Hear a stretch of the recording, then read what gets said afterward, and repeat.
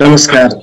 कार्यक्रम ननिदाएका शिक्षकहरू विषयक विशेष प्रस्तुति राष्ट्रिय अन्तर्संवादमा यहाँलाई हार्दिक स्वागत छ। कार्यक्रमको साथमा उपस्थित छु म सुनिल गौतम। हामी प्रत्येक शुक्रबार बिहान 7 बजेदेखि प्रसारण हुने यो राष्ट्रिय अन्तर्संवादमा शिक्षा क्षेत्रमा रहेका देशका सबै भूगोल समेट्ने गरी प्रतिनिधिमूलक रूपमा आमन्त्रण गरिएका केही प्रबुद्ध व्यक्तित्वहरूसँग कुराकानी गर्नेछौँ र बहसको विषय भने कार्यक्रम ननिदाएका शिक्षकहरूको सेरोफेरोमा केन्द्रित हुनेछ। कार्यक्रम ननिदाएका शिक्षकहरू नेपाल राष्ट्रिय शिक्षक संगठन राष्ट्रिय समितिको परिकल्पना र जिल्ला समिति मकवानपुरको संयोजनमा तयार पारिएको कार्यक्रम हो। आज बेलुकी 7:30 बजेदेखि प्रसारण हुने श्रृङ्खला 13औं श्रृङ्खला हो र आजको प्रस्तुतिमा हामी चितवन जिल्लाको साजापुर माध्यमिक विद्यालयको विषयवस्तुलाई जोड्नेछौँ। आजको परिसंवादमा म यति बेला केही विशिष्ट व्यक्तित्वहरूलाई स्क्रिनमा स्वागत गर्न चाहन्छु। नेपाल राष्ट्रिय शिक्षक संगठन जिल्ला समिति मकवानपुर एवं आयोजक जिल्ला अध्यक्ष श्रीराम दाहाल यति बेला हामी बीचमा हुनुहुन्छ। यहाँलाई स्क्रिनमा स्वागत छ। धन्यवाद। नमस्कार सुनिल सर। यसैगरी कार्यक्रमको यो परिसंवादको श्रृङ्खलामा यस कार्यक्रमका परिकल्पनाकार एवं नेपाल राष्ट्रिय शिक्षक संगठन राष्ट्रिय समिति अध्यक्ष एसटीएफ महासचिव श्रद्धेय लक्ष्मण शर्माज्यू हामी बीचमा हुनुहुन्छ। प्रमुख अतिथिको रूपमा यहाँलाई स्क्रिनमा स्वागत गर्न चाहन्छु। धन्यवाद। नमस्कार, सबैलाई स्वागत छ। यसैगरी हामी बीचमा नेपाल राष्ट्रिय शिक्षक संगठन राष्ट्रिय समितिका पूर्व महासचिव श्रद्धेय रमाकान्त सापकोटाज्यू उपस्थित हुनुहुन्छ। यहाँलाई स्क्रिनमा हार्दिक स्वागत छ। नमस्कार, धन्यवाद, सबैलाई स्वागत छ। यसैगरी हामीसँग गण्डकी प्रदेश शिक्षक संगठन गण्डकी प्रदेशबाट उपाध्यक्ष गंगा शर्माज्यू केही बेरमा आउनुहुन्छ। उहाँलाई स्क्रिनमा केही बेरपछि स्वागत गर्नेछु। त्यसैगरी हामीसँग नेपाल राष्ट्रिय शिक्षक संगठन बागमती प्रदेश सहसचिव सानुमैया खड्का हुनुहुन्छ। यहाँलाई स्क्रिनमा स्वागत छ। धन्यवाद। त्यसैगरी हामीसँग नेपाल शिक्षक महासंघ मकवानपुर जिल्ला अध्यक्ष जिदराज ढकालज्यू हुनुहुन्छ। स्क्रिनमा स्वागत छ।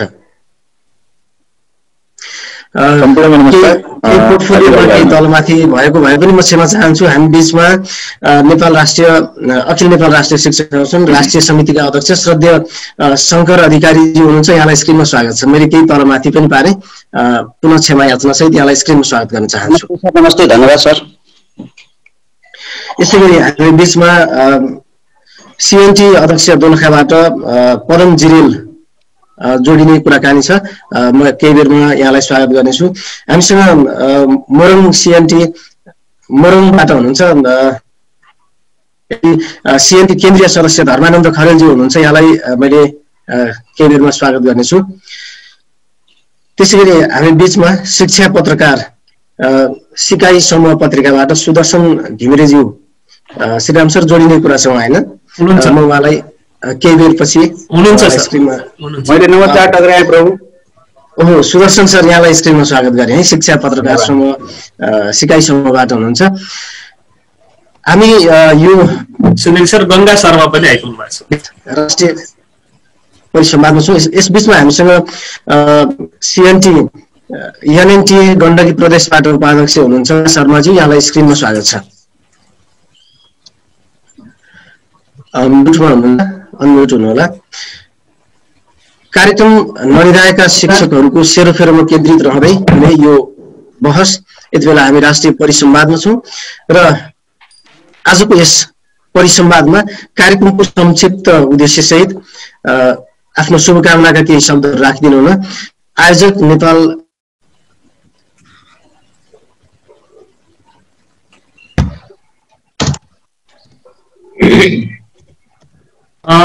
धन्यवाद सुनिल सर। सुनिल सरको केही समस्या छ जस्तो लाग्छ, मैले सुरु गरेँ। आज हामी ननिदाएका शिक्षकहरू कार्यक्रम ननिदाएका शिक्षकहरूको सन्दर्भमा आयोजित यो परिसंवाद प्यानल डिस्कसनमा छौँ। म सर्वप्रथम हामी यो छलफलमा हामी स्क्रिनमा रहने स्टुडियोमा रहने आदरणीय व्यक्तित्वहरूलाई स्वागत गर्न चाहन्छु। नेपाल राष्ट्रिय शिक्षक संगठन राष्ट्रिय समितिका अध्यक्ष एसटीएफ महासचिव श्रद्धेय लक्ष्मण शर्मा सर हामीसँग हुनुहुन्छ। यो कार्यक्रमको परिकल्पनाकार पनि हुनुहुन्छ। उहाँलाई म स्वागत गर्न चाहन्छु। त्यसैगरी एकीकृत अखिल नेपाल शिक्षक संगठन राष्ट्रिय समिति अध्यक्ष श्रद्धेय शङ्कर अधिकारी सर पनि हामीसँग जोडिनु भएको छ। उहाँलाई पनि आजको यो परिसंवादमा यो प्यानल डिस्कसनमा हार्दिक स्वागत छ, अभिवादन छ। त्यसै गरी हाम्रा पूर्व महासचिव रमाकान्त सापकोटा सर पनि हामीसँग रहनु भएको छ। उहाँलाई पनि म यो छलफलमा हार्दिक स्वागत गर्न चाहन्छु। त्यसै गरी हामीसँग अरू विशिष्ट व्यक्तित्वहरू पनि हुनुहुन्छ। सङ्गठनका पूर्वदेखि पश्चिमसम्मका व्यक्तित्वहरूलाई हामीले यो प्यानल डिस्कसनमा आमन्त्रण गरेका छौँ। उहाँहरू जोडिनु भएको छ। नेपाल राष्ट्रिय शिक्षक सङ्गठन बागमती प्रदेश सहसचिव सानुमय खड्का हुनुहुन्छ। त्यसै गरी गण्डकी प्रदेश समितिका उपाध्यक्ष श्रद्धेय गङ्गा शर्मा पनि हामीसँग हुनुहुन्छ। त्यसै गरी शिक्षा पत्रकार सुदर्शन घिमिरे सिकाइ समूहका एडिटर सम्पादक पनि हुनुहुन्छ। उहाँलाई पनि स्वागत गर्न चाहन्छु। त्यसै गरी सिएनटी दोलखाका अध्यक्ष श्रद्धेय अध्यक्ष पदम जिरेल सर पनि हामीसँग आउनुहुनेछ, रहनुहुनेछ। त्यसै गरी सिएनटी मकवानपुरका अध्यक्ष श्रद्धेय जिद्रा ढकाल सर पनि हामीसँग हुनुहुन्छ। त्यसै गरी सिएनटीका राष्ट्रिय समिति सदस्य धर्मानन्द खरेल सर जोडिने क्रममा हुनुहुन्छ। सम्पूर्णलाई म हार्दिक स्वागत गर्न चाहन्छु आजको यो परिसंवादमा, यो प्यानल डिस्कसनमा। हामी विशेषतः यो नलिँदा शिक्षकहरू कार्यक्रम सार्वजनिक शिक्षामा महत्त्वपूर्ण योगदान गर्नुहुने शिक्षक साथीहरूका दुःखका कुराहरू, परिश्रमका कुराहरू, मेहनतका कुराहरूलाई बाहिर ल्याउने, प्रस्फुटित गराउने कार्यक्रमको यो श्रृङ्खला नै नलिँदाको शिक्षक कार्यक्रमहरू हो। हामीले 12वटा श्रृङ्खलाहरू यो अगाडि प्रस्तुत गरिसकेका छौँ। आज हामी 13औं श्रृङ्खलाको क्रममा रहेका छौँ। 13औं श्रृङ्खला आज हामी प्रस्तुत गर्दैछौँ। आज हामी चितवनको भरतपुर महानगरपालिकाको एउटा त स्मार्ट स्कुलको स्मार्ट टिचरहरूका विषयवस्तु आज हामीले लिएर आएका छौँ। साझापुर माध्यमिक विद्यालयका त्यहाँका स्मार्ट टिचरहरू कसरी चाहिँ पठन पाठनमा सिकाइमा संलग्न हुनुभएको छ भन्ने कुरालाई हामीले जोडेका छौँ। पेन्डामिकमा उहाँहरूको भूमिका के छ त्यो विद्यालयको, त्यहाँका चाहिँ शिक्षक साथीहरूको भन्ने कुरालाई हामीले आजको विषयवस्तु बनाएका छौँ। विशेषतः यस्तै यस्तै शिक्षक साथीहरूले गर्नुभएका नवप्रवर्तनीय कामहरूलाई उजागर गर्ने गरी यो कार्यक्रमको सुरुवात भएको छ। यही कार्यक्रमको सन्दर्भमा के छ त यो कार्यक्रमको चाहिँ अवस्था, पत्रकारिताको क्षेत्रबाट कसरी हेरिँदैछ, इभन हाम्रै सङ्गठनको तर्फबाट यो कार्यक्रमलाई कसरी हेरिँदैछ, हामीसँगै रहेका मित्र सङ्गठनहरूले यो कार्यक्रमलाई कसरी हेरिरहनु भएको छ, सबै थरीका मिसमास कुराहरूलाई सुन्ने, यो कार्यक्रमलाई अझै व्यवस्थित राम्रो बनाउने के गर्न सकिएला, यही सन्दर्भमा छलफल गर्ने, प्यानल डिस्कसन गर्ने उद्देश्यले हामीले परिसंवाद कार्यक्रमको सुरुवात गरेका हौँ। सम्पूर्णलाई मैले स्क्रिनमा स्वागत पनि गरेँ, स्वागत अभिवादन पनि टक्राएँ र यो कार्यक्रम अगाडि बढाउनको लागि म प्रस्तुता सुनिल गौतम सरलाई हार्दिक आग्रह गर्दछु। धेरै धेरै धन्यवाद छ।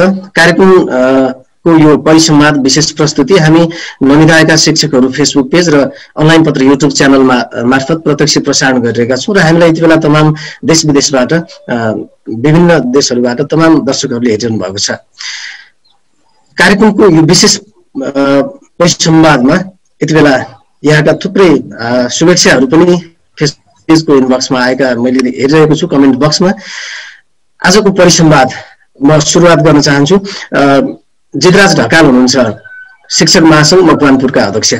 जीवन सर यहाँ मकवानपुर जिल्लामै हुनुहुन्छ। यो कार्यक्रमलाई मकवानपुर जिल्ला र यहाँ सम्बन्धित व्यक्तित्वहरूले, सरकार पक्षहरूले कसरी हेरिरहनु भएको छ, संक्षिप्तमा यहाँको भनाइ राखिदिनुहोस् न। धन्यवाद सुनिल सर। एनएनटीए मकवानपुरका अध्यक्षज्यू, राष्ट्रिय समितिका आदरणीय अध्यक्षज्यू, एकीकृत अखिल नेपाल शिक्षक संगठन राष्ट्रिय समितिका अध्यक्षज्यू, पूर्व महासचिवज्यू, विभिन्न जिल्लाबाट पाल्नु हुने एनएनटीए र सिएनटीका अध्यक्षज्यूहरू, प्रदेश कमिटीका आदरणीय मित्रहरू, सम्पूर्णमा हार्दिक अभिवादन व्यक्त गर्न चाहन्छु। लगभग यो शिक्षा क्षेत्रमा यो अन्तर्राष्ट्रिय रूपमा स्वास्थ्य महामारीसँगै हाम्रो सामाजिक, सांस्कृतिक मूल्य मान्यतामा नै उथल पुथल आइरहेको सन्दर्भमा शिक्षा क्षेत्र पनि त्यो अवस्थाबाट अछुतो रहन सकेन र कम्तीमा लामो समय जाँदै गर्दाखेरि पनि सङ्घीय सरकारबाट यो बालबालिकाहरूको भविष्यप्रति त्यति चिन्तन मनन गरे जस्तो लागेन। कहिले शैक्षिक सत्र भदौबाट सुरु हुने, कहिले भदौ 15बाट सुरु हुने, कहिले असोजबाट सुरु हुने, कहिले के भन्दै तिथि मितिहरू सार्दै जाने र त्यसपछि फेरि निर्णय गरौँला भन्ने स्थितिमा अल्मलिएको अवस्थामा यो राष्ट्रिय समितिको परिकल्पना र साथै यो मकवानपुर जिल्ला कार्य समितिको आयोजनामा यो ननिरहेका शिक्षक भन्ने यो कार्यक्रमको लाई अगाडि सारियो र यो यसको मुख्य मकसद भनेको एनएनटीए जगदीशजीले भनिहाल्नुभयो, शिक्षकहरू यो महामारीको बेलामा पनि निराएका छैनन्, केही न केही गरिरहेका छन्। आफ्नो भौगोलिक अवस्था अनुसार आफ्नो स्थानीय साधन र स्रोतको भरपूर सदुपयोग गरेर आफ्ना बालबालिकाहरूलाई शिक्षासँग जोड्ने, सिकाइसँग जोड्ने काममा लागिरहेका छन् भन्ने कुरा यसरी हामी जान सक्छौँ।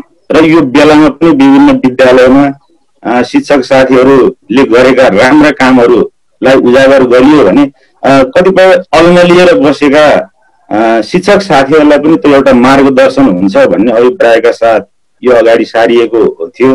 र हाम्रो जिल्लाबाट यो सुरु गरिएको ननिरहेका शिक्षक कार्यक्रम अहिले देशव्यापी रूपमा चलिरहेको छ। धेरै शिक्षक साथीहरूले धेरै राम्रो काम भन्ने किसिमको कुराहरू र विभिन्न विद्यालयबाट योभन्दा अगाडि हामी यो अहिले यो मौसम भनेको भ्रमण जाने, कुनै राम्रा स्कुलहरू हेर्ने, त्यहाँका राम्रा कुराहरू लिएर सिकेर आएर आफ्ना स्कुलहरूमा लागू गर्ने यो समयको रूपमा थियो भने हामीले अहिले यो अध्ययन अवलोकन भ्रमणको एउटा रूपको रूपमा पनि हामीले यो लिएका छौँ।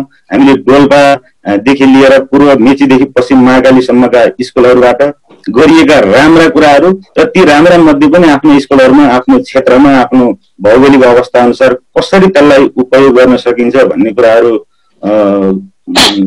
साथीहरूले धेरै कुराहरू त्यसबाट सिक्ने पनि र सिकाएका कुराहरू बालबालिकासँग पुर्याउने कुरामा यो कार्यक्रम अत्यन्तै महत्त्वपूर्ण, अत्यन्तै सान्दर्भिक छ।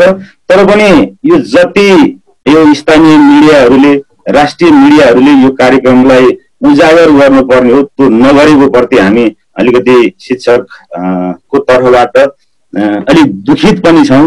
र साथसाथै यो स्थानीय सरकार, सङ्घीय सरकार र प्रदेश सरकारले यसलाई अपनत्व ग्रहण गरेर यो त यो हामीले पो गर्नुपर्ने हो, शिक्षक साथीहरू गरिरहेछन्, यो हाम्रो काम हो र यसलाई शिक्षकहरूले गरेकोलाई पनि हामीले सपोर्ट गर्नुपर्छ भन्ने किसिमले नगरिकन यो नितान्त एउटा धेरै शिक्षक सङ्गठनमा मध्ये पनि एउटा शिक्षक सङ्गठनले गरेका काम हो भन्ने किसिमले अलिकति त्यसलाई महत्त्व नदिएको हामीले अनुभव गरेका छौँ। र हामीले हाम्रा पनि यो कतिपय कुराहरू, कमजोरी कुराहरू बुझाउन नसकेका स्थानीय सरकार, जनप्रतिनिधिहरूलाई बुझाउन नसकेका कुराहरू पनि होलान् र आगामी दिनमा यो कार्यक्रम त्यो स्थानीय सरकारसँग जोडिएर अझै र स्थानीय पत्रिकाहरू, राष्ट्रिय पत्रकारहरूलाई पनि जोडेर अगाडि जाँदाखेरि राम्रो हुन्छ भन्ने लाग्छ।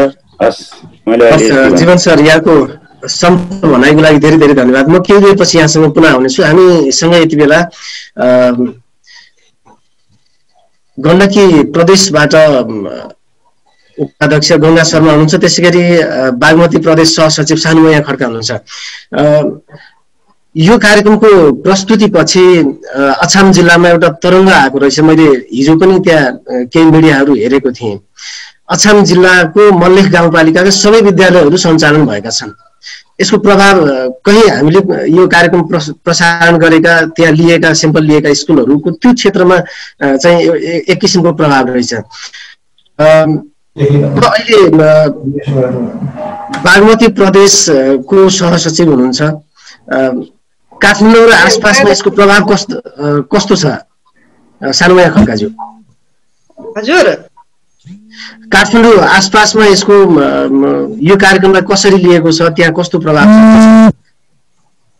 धन्यवाद कार्यक्रम सञ्चालकज्यू। यो आजको 13औं प्रस्तुतिको श्रृङ्खलामा मलाई निम्ता गरेर कार्यक्रममा चाहिँ आफ्ना अनुभवहरू सम्हाल्न दिनुभएको, व्याख्या गर्न दिनुभएको म आभार प्रकट गर्दछु। अध्यक्षज्यू, मकवानपुर जिल्लाका आदरणीय अध्यक्षज्यू, नेपाल राष्ट्रिय शिक्षक संगठनका राष्ट्रिय अध्यक्षज्यू, युएनडीओका राष्ट्रिय अध्यक्षज्यू, पूर्व महासचिवज्यू लगायत सम्पूर्ण यस परिसंवादमा उपस्थित हुने सम्पूर्ण महानुभावमा म बागमती प्रदेशको तर्फबाट हार्दिक नमस्कार गर्न चाहन्छु। हामीले यो कार्यक्रमलाई बागमती प्रदेशले अत्यन्त गर्वको साथ लिएको छ। यो कार्यक्रम मकवानपुर जिल्लाले केन्द्रको निर्देशनमा हाम्रो राष्ट्रिय अध्यक्षज्यूको परिकल्पनामा मकवानपुर जिल्लाले सञ्चालन गरेको कार्यक्रम भए तापनि हामीले गर्व गरेका छौँ। बागमती प्रदेश यो कार्यक्रम सञ्चालन गरिरहँदा हरेक श्रृङ्खलामा जोडिनु पर्ने हो। अब विशेष कारणवश, अब विशेष परिस्थितिले यो कार्यक्रममा सधैँ उपस्थित हुन हाम्रो बागमती प्रदेश सकेन होला र पनि हामी कुनै न कुनै सदस्यहरूको दिएका छौँ। अत्यन्त सराहनीय कार्यक्रम छ भन्ने मलाई लाग्छ। यो कार्यक्रमले शिक्षकहरू, नेपाल राष्ट्रिय शिक्षक संगठनमा आबद्ध शिक्षकहरू यसरी कोभिडको प्रभावमा पनि शिक्षकहरू र आफ्ना विद्यार्थीहरूप्रति, समुदायप्रति सधैँ आफ्नो कर्ममा लागिरहेको र आफ्नो जिम्मेवारी वहन गरिरहेको छ भन्ने कुरा यसले उजागर गरेको छ। मैले यसरी बुझेको छु यो कार्यक्रमलाई। र यो ननिदाएका शिक्षकहरू भन्ने जुन एउटा शीर्षक छ यो आफैमा अत्यन्त चलायमान छ। यसले चाहिँ शिक्षकहरू, सबै वर्गका शिक्षकहरू यसरी नै चलायमान हुनुपर्ने हो। जति हामी शिक्षक पेसामा आबद्ध छौँ यो त महासङ्घले पनि लिनुपर्ने हो भन्ने जस्तो लाग्थ्यो मलाई। तर यता कता यति धेरै चलायमान भएको चाहिँ नेपाल राष्ट्रिय शिक्षक संगठन नै हो, यो हामी गर्वका साथ भन्न सक्छौँ। र बागमती प्रदेश यो कुरामा हामीले जुन जुन जिल्लामा हामी सम्पर्कमा छौँ, हामी जुन प्रदेशमा सम्पर्कमा छौँ, बागमती प्रदेश अन्तर्गत मकवानपुरले चलाएको कार्यक्रममा सहभागी भइदिनको लागि र विज्ञापनको लागि पनि हामीले हरेक ठाउँमा हाम्रा सामाजिक सञ्जाल मार्फत यसलाई चाहिँ विज्ञापन गरेका छौँ। यो कार्यक्रमले शिक्षकहरू यति चलायमान छन् कि शिक्षकहरूले आफ्ना कर्तव्यबाट कहिल्यै पनि भागेका छैनन्। शिक्षक, नेपाल राष्ट्रिय शिक्षक संगठनका जति सदस्यहरू बनेका छन्, यी हाम्रा नेपाल राष्ट्रिय शिक्षक संगठनमा आबद्ध शिक्षकहरू आफ्नो कर्तव्य निष्ठ छन् र कर्तव्य वहन गर्छन् भन्ने कुरा यो संवादले जनाएको छ। र यो संवादले चाहिँ एक खालको समाचार प्रवाह गरेको छ भन्ने मलाई लागेको छ। अत्यन्त राम्रो छ, सराहनीय छ। मकवानपुर जिल्लालाई पुनः बागमती प्रदेशको तर्फबाट म फेरि पनि आभार, धन्यवाद प्रकट गर्छु। यो हाम्रो राष्ट्रिय अध्यक्षज्यूले जुन परिकल्पना गर्नुभयो, यो कार्यक्रमले शिक्षकहरूलाई चलायमान बनाएको छ। शिक्षकहरू जसरी आफ्नो कर्तव्य निष्ठ हुनुपर्ने हो, यो बीचको समयमा पनि, लकडाउनको समयमा पनि, जब सरकारले पनि गर्न नसकेका कामहरू, सरकारले पनि परिचालन गर्न नसकेका शिक्षकहरूलाई पनि जुन परिकल्पनाले शिक्षकहरू एक खालको उत्साह, एक खालको चाहिँ जागरुक बन्नु भएको छ, यसमा आदरणीय अध्यक्षज्यूलाई पनि म आभार प्रकट गर्छु। र सिङ्गो मकवानपुर जिल्लालाई हाम्रो बागमती प्रदेशको तर्फबाट हाम्रो कार्यक्रम भएको कारणले म पुनः आभार, धन्यवाद प्रकट गर्छु। धन्यवाद सर। हस्, धन्यवाद संक्षिप्त प्रतिक्रियाको लागि। म केही बेरपछि यहाँसँग कुराकानी गर्नेछु र मैले वक्ताहरूसँग अनुरोध पनि गर्न चाहे सम्बोधन यथावत राखिदिनु होला, किनकि समय हामी त्यहाँबाट पनि थोरै बचाउँछौँ। हामी बढीभन्दा बढी यहाँहरूका कुराहरू नै सुन्नेछौँ। हामीसँग यस बीचमा धर्मानन्द खरेल हुनुहुन्छ, सिएनटी केन्द्रीय सदस्य, मोरङको प्रतिनिधित्व पनि हुनेछ उहाँबाट। त्यसै गरी उहाँलाई स्क्रिनमा मैले स्वागत गरेँ। हामीसँग परम जिरेल हुनुहुन्छ, सिएनटी दोलखामा हुनुहुन्छ, दोलखाको प्रतिनिधित्व पनि हुनेछ। परम सर, यहाँलाई पनि स्क्रिनमा स्वागत गरेँ। कार्यक्रम ननिदाएका शिक्षकहरूको सेरोफेरोमा केन्द्रित रहँदै विशेष परिसंवादमा छौँ हामी यति बेला। धर्मानन्द सर, मेरो आवाज सुनिरहनु भएको छ है? ठिक छ।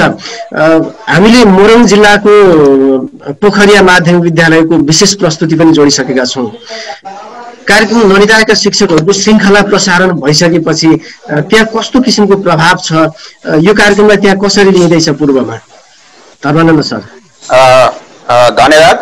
सम्पूर्ण अहिले यो कार्यक्रममा सहभागी सम्पूर्ण नेतागण, केन्द्रीय अध्यक्ष एनएनटीए केन्द्रीय अध्यक्ष, पूर्व महासचिव रमाकान्त सापकोटाज्यू, अन्य नेतागण, यो आजको यो परिसंवादमा मोरङबाट मलाई चाहिँ सहभागी गराइदिनु भएकोमा आयोजक मकवानपुरलाई, एनएनटीए मकवानपुरलाई धन्यवाद दिन चाहन्छु। हाम्रो यो नदिन आएका शिक्षकहरू,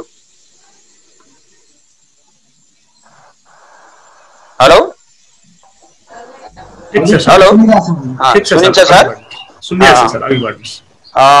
ननिदाएका शिक्षक कार्यक्रम एक किसिमले हेर्ने भने यो हामीले यो पेचिलो परिवेशबाट उत्पादन गरेको परिकल्पना गरेको कार्यक्रम हो। यो खास गरी एनएनटीए सेन्ट्रल लिडर लक्ष्मण शर्मा लगायत सम्पूर्ण टिमले यो शिक्षकहरूलाई समाजले र खास गरी चाहिँ शिक्षक इतरका मान्छेहरूले, पोलिटिकल लिडर्सदेखि लिएर कर्मचारीदेखि लिएर सम्पूर्ण समुदायले सामुदायिक विद्यालयमा काम गर्ने शिक्षकहरूलाई पेचिलो ढङ्गले यिनीहरू केही काम गर्दैनन्, विद्यालय बिगारेका छन् र विद्यालयप्रति यिनीहरूको दायित्व छैन, अभिभावकप्रति दायित्व छैन र शिक्षक समाजप्रति दायित्व छैन भन्ने यो पेचिलो भोइस छोडिरहेको अवस्थामा शिक्षाविदहरू, केही सोकल्ड शिक्षाविदहरूले सामुदायिक विद्यालयका हाम्रा शिक्षक साथीहरूलाई घोचपेच गरिरहेको अवस्था,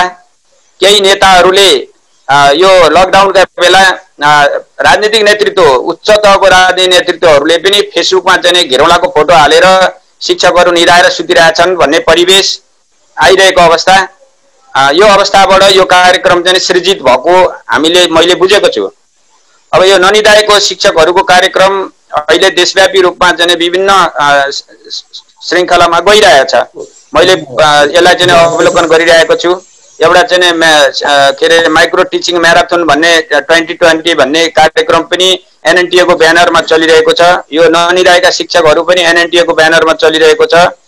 यसमा मोरङको तर्फबाट यो कार्यक्रमलाई सक्दोसम्म सहयोग हामीले गरिरहेका छौँ। हामी पनि सकेसम्म पार्टिसिपेट भइरहेका छौँ र हामी शिक्षकहरू यो खास गरी मोरङको र यो पूर्व क्षेत्रको शिक्षकहरूले यो कार्यक्रमलाई सहज ढङ्गले लिएको र यो कार्यक्रम राम्रो हो भन्ने कुरा, किनभने शिक्षकहरूको यो एउटा प्लेटफर्मले शिक्षकहरूलाई जुन आक्षेप लगाइएको छ, शिक्षकहरू के गरिरहेछन् भन्ने कुरालाई उजागर गरिदिने एउटा प्लेटफर्म भएको छ यो ननिदाएका शिक्षक भन्ने कार्यक्रमको यो ब्यानर।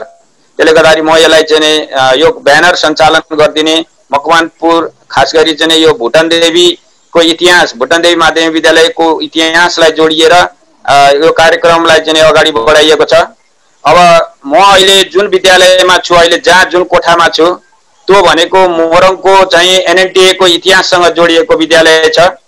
पहिला चाहिँ पञ्चायत कालमा यो शिक्षक संगठनको, नेपाल राष्ट्रिय शिक्षक संगठनको अध्यक्ष विमल कोइराला को चाहिँ ले कार्यरत भएको विद्यालयको प्रधानाध्यापक हो म। यही विद्यालयको एउटा हलबाट चाहिँ मोरङको चाहिँ संगठनको स्थापना भएको, यहाँको संस्थापक, यही विद्यालयबाट संस्थापकमा सचिव मोरङको त्यतिखेर नेतृत्व गरिएको अवस्था हो। त्यही विद्यालयको प्रधानाध्यापकको रूपमा म अहिले कार्यरत छु। मैले यो विद्यालयमा चाहिँ शिक्षण गर्दै 2 कार्यकाल सचिवको पदबाट र 2 कार्यकाल अध्यक्षको पदबाट चाहिँ शिक्षक संगठनलाई सेवा पुर्याइसकेको अवस्था हो र यही विद्यालयबाट हाम्रो चाहिँ विराटनगरमा मोरङमा राष्ट्रिय परिषदको कार्यक्रम को चाहिँ उद्घाटन र्याली यही विद्यालयबाट हामीले सञ्चालन गरेका थियौँ र यो अहिले हाम्रो विद्यालय खास गरी यो ननिदाएका शिक्षक कार्यक्रम लाई नै आधार बनाएर हामी अगाडि बढिरहेका छौँ। हामी बच्चाहरूलाई यो के अरे अनलाइनको माध्यमबाट चाहिँ पढाइरहेका छौँ। अर्को कुरो, अनलाइनको पहुँचमा नभएका बच्चाहरूलाई खास गरी हाम्रो यो मोरङको दक्षिणी बेल्ट, मोरङ कस्तो छ भनेदेखि 3टा श्रृङ्खलामा छ। चाहिँ पहाडी बेल्ट छ, अनि बिचको चाहिँ के अरे बेल्ट छ, अनि यो हुलाकी रोडले छुट्याएको तलतिर सीमा बोर्डर छ। हामी विराटनगर बस्ने मान्छे सीमासँग जोडिएका छौँ। जति मकवानपुर या पहाडी बेल्ट जति आइसोलेटेड भएर यो कोरोनासँग आइसोलेटेड भएर चाहिँ अति अति के अरे फरक ढङ्गले चलिरहेको छ। मास्तिरको फिलिङ, राजमार्ग लाइन, हाइवे लाइनको फिलिङ र हामी यो तल्लो बेल्टको फिलिङमा अलिक फरक छ। हामी बोर्डरसँग लिङ्केज भएको कारणले गर्दा हामीलाई अलि बढी जोखिम भएको अवस्था र अनलाइनको पहुँचमा आउन नसकेको बच्चाहरूलाई हामीले फेस टु फेस क्लासरुममा ल्याउन अहिलेसम्म चाहिँ सकेको अवस्था छैन। एक त नेपाल सरकारको यो प्रोटोकल सहितको कार्यविधि समयमा नआउनु, हामी आफ्नो ढङ्गले जब चैतमा चाहिँ परीक्षा भयो, परीक्षा भए पछाडि चाहिँ रिजल्ट निकाल्ने क्रम, नयाँ बच्चाहरूलाई विद्यार्थी भर्नाको अभिलेखीकरणको अभियानमा हामी हाम्रा ढङ्गले लागेको अवस्था हो। तर नेपाल सरकारले को शिक्षा मन्त्रालयले खास गरी शिक्षा मन्त्रालयले समयमा प्रोटोकल नल्याउने, कार्यविधि नल्याउने, यो कारणले गर्दा हामी बढी अन्यलमा भयौँ। त्यो अन्यलका बावजुद पनि हामीले विभिन्न कार्यक्रमहरू शिक्षकहरूले यो म्याराथन के अरे माइक्रो टिचिङ म्याराथन 2020 यो ननिदायका शिक्षाको कार्यक्रम मार्फत आइटीको माध्यमबाट यो चाहिँ भर्चुअल माध्यमबाट हामी विभिन्न खालका सिपहरू सिक्ने, टेक्नोलोजीसँग सम्बन्धित सिपहरू सिक्ने सिकाउने, मोरङले पनि यो माइक्रो टिचिङको कार्यक्रम म्याराथन 2020 को अनि 1 महिना 1.5 महिनासम्म चाहिँ यो आइटीसँग रिलेटेड तालिम सञ्चालन गरेर हामी कुनै बखत पनि निधाएर बसेको अवस्था छैन र आफ्ना ढङ्गले चाहिँ हाम्रा साथीहरू, शिक्षक साथीहरू विभिन्न तरिकाले लागिरहनु भएको छ। मात्रै मैले अहिले राख्न खोजेको कुरा के हो भने समाजले हेर्ने दृष्टिकोण, के अरे परिवेशले हेर्ने दृष्टिकोणलाई हामीले चिरेर जानुपर्ने अवस्था छ। यो कार्यक्रमले चिर्दै गएको छ र यो कार्यक्रम अझ सक्सेस हुँदै जाओस्। म मेरो तर्फबाट र मोरङको र पूर्व क्षेत्रको साथीहरूको यही शुभकामना छ। धर्मानन्द खरेल मोरङ हुनुहुन्छ। म केही बेरपछि यहाँसँग पुनः आउनेछु। धर्मानन्द सर, हामीसँग यतिखेर सिएनटी अध्यक्ष दोलखाबाट हुनुहुन्छ पदम जिरेलज्यू र यो सम्पूर्ण बहस सुनिसकेपछि शिक्षालाई अत्यन्तै नजिकबाट निहालिरहनु भएको छ शिक्षा पत्रकार समूहबाट हुनुहुन्छ सुदर्शन घिमिरेज्यू। उहाँले अहिले केही विश्लेषणात्मक राष्ट्रिय मिडिया, लोकल मिडिया लगायतका मिडियाको विषयका कुराहरू पनि उहाँले गर्नुहुनेछ। पदम सर, अब पूर्वमा अलिकति यो कार्यक्रम ननिदाएका शिक्षकहरू पुग्न सकेको छैन, त्यहाँ नेट एक्सेस, सरकारले सुझाएका विकल्पहरू 5वटा सिकाएका विकल्पहरू लगायत त्यहाँ हामीले अलिकति जुन पश्चिमी क्षेत्रलाई अहिले धेरै समेटिरहेका छौँ, पूर्वमा के छ अहिले ननिदाएका शिक्षक कार्यक्रमको अवस्था के छ, यो कार्यक्रमलाई कसरी लिइराखेको छ Padam sir?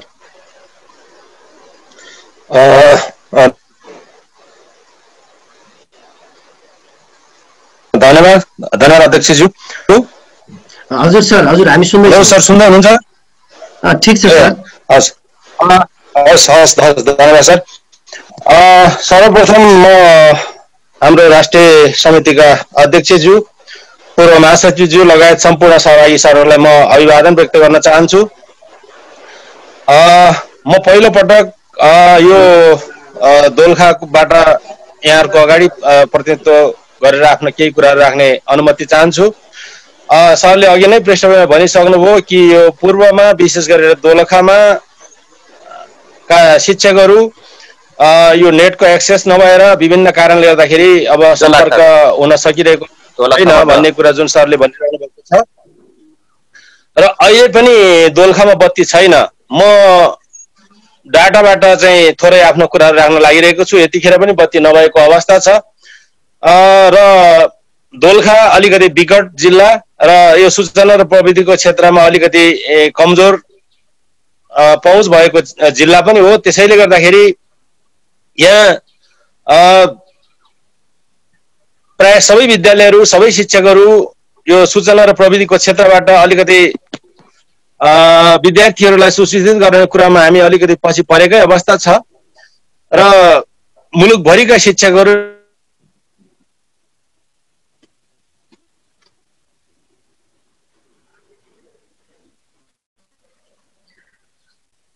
Padam sir,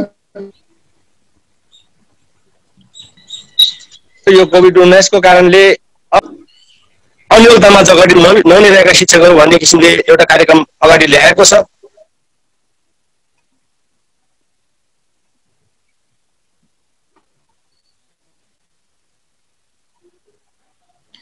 Shriram sir आवाज दृष्टिकोण रोकिँदै आउँदैछ सरको आवाज, यति बेला आवाज आइरहेको छैन सुनिल सर। हस् पदम सर यहाँ म्युट पनि हुनुभएको छ। म केही बेरपछि पदम सरसँग पुनः जोडिनेछु। अहिले भने म यति बेला संक्षिप्त धारणा लिन गइरहेको छु। बागमती गण्डकी प्रदेशबाट उपाध्यक्ष गंगा शर्माजी हुनुहुन्छ। यो पश्चिमका केही विद्यालयहरूलाई हामीले अलि बढी नै जोड्यौं, त्यहाँ हामी पुग्ने सहज पहुँच पनि थियो। कस्तो छ अहिले यो गण्डकी प्रदेशमा कार्यक्रम नलिरहेका शिक्षकहरूको श्रृङ्खला र यसको प्रभावलाई कसरी लिँदैछ उपाध्यक्षज्यू? हस्, यहाँ सबैलाई पुनः हार्दिक नमस्कार।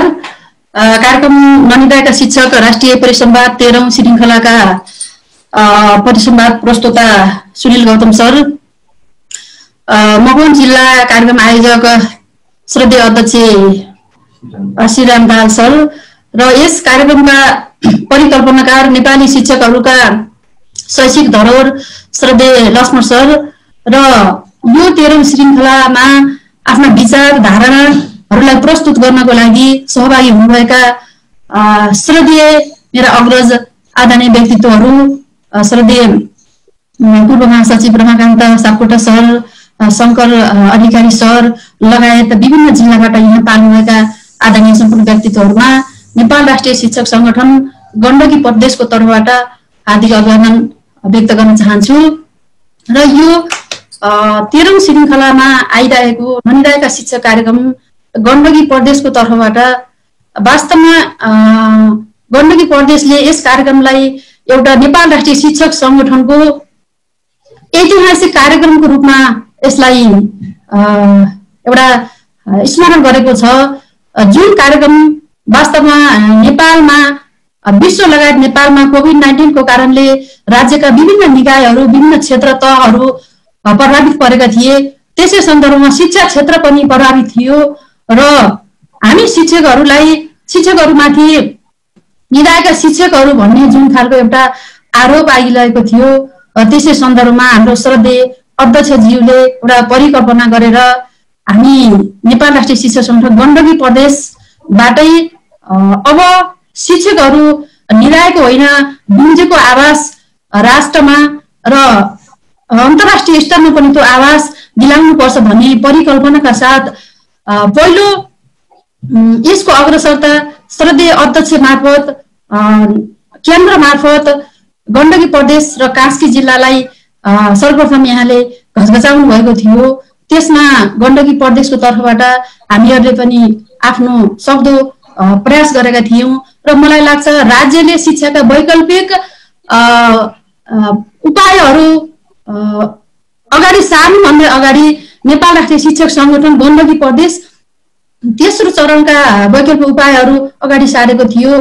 त्यसको अग्रसरता हामी चाहिँ केन्द्रीय श्रद्धेय अध्यक्ष लगायत सम्पूर्ण एनएनटीए का श्रद्धेय व्यक्तिहरू जान्छ र यो नलिरहेका शिक्षक कार्यक्रमलाई गण्डकी प्रदेशको तर्फबाट कसरी हेरिएको छ भन्ने सवालमा आज गण्डकी प्रदेशका 11वटा जिल्लामा यसको अत्यन्त ठूलो प्रभाव परिरहेको छ र हामी यो कार्यक्रममा प्रत्यक्ष जोडिरहेका छौं।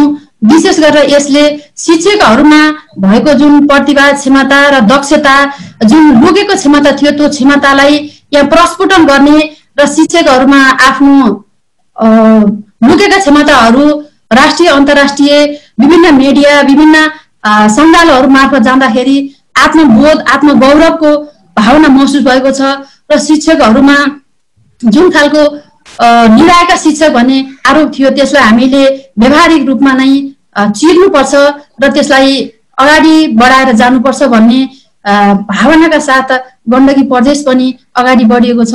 यसले गण्डकी प्रदेशलाई पनि अत्यन्त अग्रसर भएर छोएको छ र सिकाइका विभिन्न चरणहरू विद्यार्थी, शिक्षक, अभिभावकहरू माझ जानका लागि गण्डकी प्रदेशले विभिन्न 5औं चरणका कार्यक्रमहरू अगाडि सार्यो र आज हामी यो कार्यक्रम पनि जोडिएका छौँ। हस्, गण्डकी प्रदेशबाट उपाध्यक्ष गंगा शर्मा हुनुहुन्थ्यो यति बेला। म केही बेरपछि यहाँसँग पुनः जोडिनेछु। नेपाल राष्ट्रिय शिक्षक संगठन राष्ट्रिय समितिका पूर्व महासचिव रमाकान्त सापकोटाजी हुनुहुन्छ यति बेला। अब रमाकान्त सर, यहाँ प्रत्येक श्रृङ्खलामा जोडिनु भएको छ, हामीले यहाँलाई प्रत्येक श्रृङ्खलामा देखेका छौँ। यो कार्यक्रमको एकाडेमिक भ्यालु कस्तो छ, यसलाई शिक्षाका सरोकार पक्षहरू विज्ञहरूले कसरी लिइरहेका छन्, अलिकति प्रश्न पारिदिनुहोस् न। धन्यवाद। आयोजकहरू र अतिथिज्यूहरू सबैलाई एकमुष्ट रूपमा हार्दिक अभिवादन व्यक्त गरे। यहाँ व्यक्त भएका विचारहरू जो छन् सबैलाई म सम्मान गर्दछु। र म यहाँबाट सुरु गरौँ कि कुनै पनि व्यक्तिको सम्मानित जीवन यापन गर्न पाउने उसको नैसर्गिक अधिकार। यसो भए आफू बसेको आफूले काम गरिरहेको पेसा मर्यादित बनाउनु पर्ने, त्यो पेसा चाहिँ सम्मानित हुनुपर्ने उसको स्वाभाविक चाहना हो। र आफूले काम गरिरहेको जे काम छ त्यसबाट सेवाग्राहीहरूलाई सन्तुष्टि प्राप्त हुनु पर्यो। सेवाग्राहीले त्यो पेसाप्रति मर्यादा देखाएको हुनु पर्यो, तब मात्रै एउटा चाहिँ गौरवको अनुभूति हुन्छ। यो काम गर्न विगतदेखि अहिलेसम्मको इतिहास हेर्ने हो भने अरू पेसाहरूमा म अहिले चर्चा नगरौँ, शिक्षणमा शिक्षकले बाहेक अरूले त्यति ठुलो चाहिँ योगदान गर्यो होला नि, तर त्यसको परिणाम त्यति धेरै चाहिँ आएको देखिएन। जसरी 28 सालमा राष्ट्रिय शिक्षा पद्धतिको योजना लागू भइसकेपछि एउटा राष्ट्रिय स्वरूप ग्रहण गर्यो शिक्षाले, तर शिक्षकहरू अरू पेसा जत्तिकै कमसेकम हामी त्यो अरू पेसाकर्मी जत्तिकै भएर चाहिँ बाँच्न पाऊँ भनेर 36 सालमा आएर आन्दोलन गर्नु पर्यो। 36, 37, 42, 46 सम्म चाहिँ त्यो आन्दोलन गरिरहँदाखेरि पनि अरू पेसाले जस्तो पेन्सन, उपादान, तलब वृद्धिसम्म पनि, यो पनि एउटा चाहिँ सेवा हो, पेसा हो। यसमा काम गर्ने मान्छेहरूलाई अरू राष्ट्र सेवकसँग तलब वृद्धि हुनुपर्छ भन्नको लागि पनि त्यति ठुलो आन्दोलन गर्नु पर्यो। त्यसकारण चाहिँ यो पेसालाई मर्यादित बनाउनको लागि विगतमा शिक्षकहरूले योगदान गरेको जिउँदो जाग्दो इतिहास छ। त्यसपछि पनि एकचोटि हेर्नुहोस् न, यो पेसामा प्रवेश गर्ने मान्छेलाई चाहिँ राम्रो सिस्टमसँग छानेर आइसकेको मान्छे चाहिँ जस्तोसुकै आइसकेपछि पनि यो पेसामा राम्रोसँग चाहिँ टिकोस्, राम्रोसँग सिकोस् र विद्यार्थी र अभिभावकलाई राम्रोसँग उसले सेवा दिन सकोस्, राम्रो डेलिभरी चाहिँ गर्न सकोस् भन्नको लागि राम्रो मान्छे त पहिले यो पेसामा ल्याउनु पर्यो। राम्रो मान्छे ल्याउनको लागि चाहिँ शिक्षक सेवा आयोग गठन होस्। अझ चाहिँ भइरहेका शिक्षकहरू पनि राम्रो चाहिँ उनीहरूलाई अरू धेरै चाहिँ तालिम प्राप्त गर्ने, अरू पढ्न सिक्न प्रेरित गर्नुपर्ने छ भने उनीहरूलाई पनि पुनः लाइसेन्समा लैजाउँ भनेर पनि यो पहल पनि शिक्षकहरूले गरेको इतिहास पनि जिउँदो जाग्दो छ। शिक्षकहरूकै पहलमा शिक्षक सेवा आयोग गठन भयो, लाइसेन्सिङको व्यवस्था भयो। त्यसकारण नेपालमा यति नै मैले केही उदाहरण दिँदाखेरि चाहिँ के भन्न सक्छौँ भन्दा सरकारी स्तरबाट भन्दा नेपालमा शिक्षकहरूले यो पेसालाई मर्यादित बनाउने, यो मानेमा यो मर्यादित बनाउने कि यो पेसा राम्रो नभइकन गुणस्तरीय शिक्षाको चाहिँ कल्पना गर्न सकिँदैन। अहिले पनि मेरो धेरै ठाउँमा चाहिँ जिउँदो जाग्दो एक यस्तो प्रश्न छ, सबैजना गुणस्तरीय शिक्षा चाहनुहुन्छ। यो मुलुकको प्रशासनिक क्षेत्रको उच्च ओहदाको मान्छेहरू, प्रहरी, सेना, पत्रकारिता, जुनसुकै पेसाको उच्च ओहदाका मान्छेहरूको ठुलो सपना के हो भन्दा आफ्नो छोराछोरीलाई राम्रो शिक्षा दिने। मेरो अर्को पूरक प्रश्न छ, तपाईहरू कसैले आफ्नो छोराछोरीलाई शिक्षक बनाउने सपना देख्नु भएको छ? मुलुकको प्रहरी, सेना, प्रशासन, राजनीतिक निकायको वा शिक्षा क्षेत्रमै काम गर्ने प्राध्यापक शिक्षकहरू, तपाईहरू कसैले आफ्नो छोराछोरीलाई राम्रो शिक्षक होस् मुलुकको भन्ने परिकल्पना गर्नु भएको छ? सबैले कि डाक्टर बनाउन चाहने, इन्जिनियर बनाउन चाहने, अनि विदेश पठाउन चाहने, अनि पढ्दाखेरि पनि चाहिँ शिक्षा लिएर चाहिँ पढेर अनि चाहिँ यो मुलुकमा अब म शिक्षक हुन्छु भनेर प्रतिबद्धता गरेर आउने मान्छेहरू कतिजना भएको छ? यो परिस्थितिबाट चाहिँ अनि मुलुकको शिक्षा चाहिँ कस्तो हुन्छ? यो प्रश्न अहिले पनि धेरै ठाउँमा अनुत्तरित छ।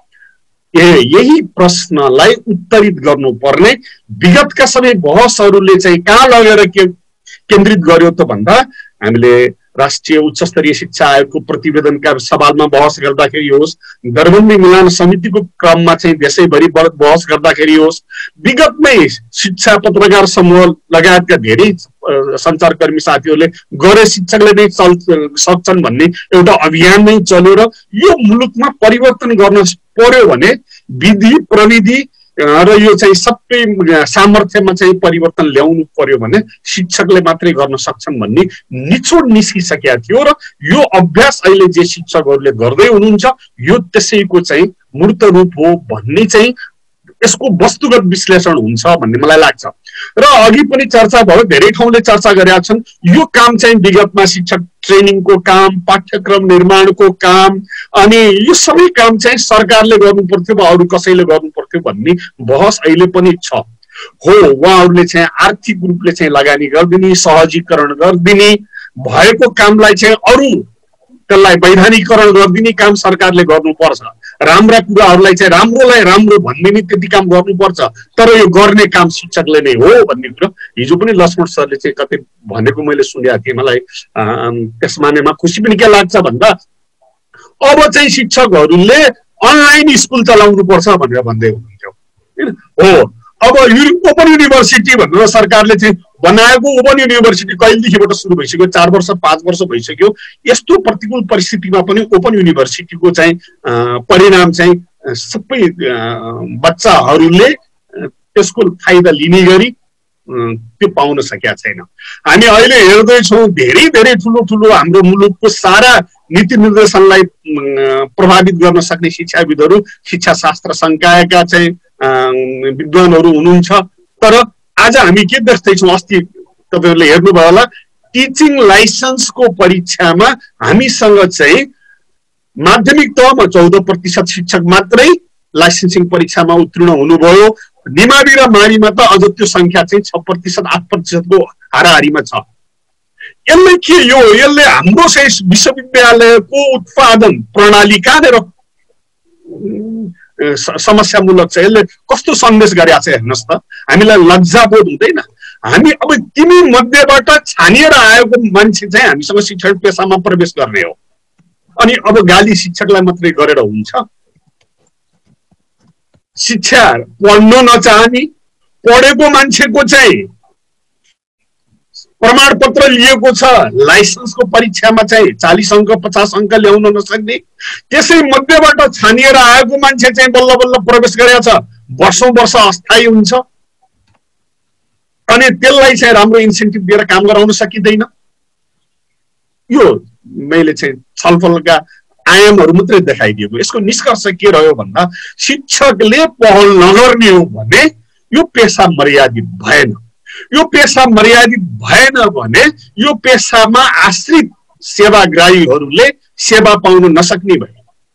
छलफल बहस त धेरै गरिसकियो नि। त्यसकारण चाहिँ यसको पहल गर्नुपर्ने शिक्षकले नै हो। तालिम दिन पनि अब शिक्षकले नै सक्छन्, पाठ्यक्रम निर्माण गर्न पनि शिक्षकले नै सक्छन्।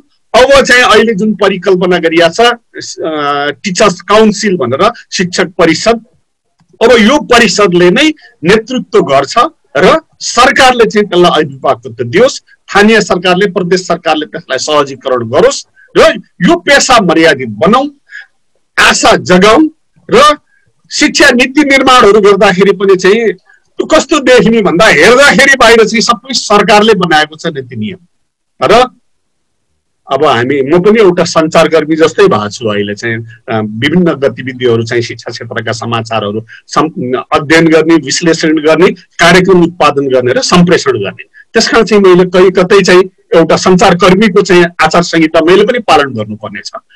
त्यसकारण चाहिँ म कसैलाई आरोपित गर्न चाहदिनँ, तथ्य तथ्याङ्कहरूलाई चाहिँ तोडमोड गरेर चाहिँ व्यक्त गर्न पनि चाहदिनँ।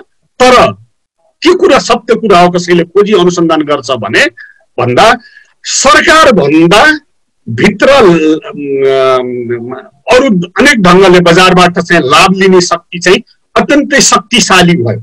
सबै नीति नियम सबै चाहिँ केही स्वार्थ समूहका फाइदाको लागि चाहिँ बन्ने गर्छन्, जसले चाहिँ गर्दा बनेको राम्रो पाठ्यक्रम समयमा लागू हुन दिन्नौँ भन्छ एउटा शक्तिले चाहिँ।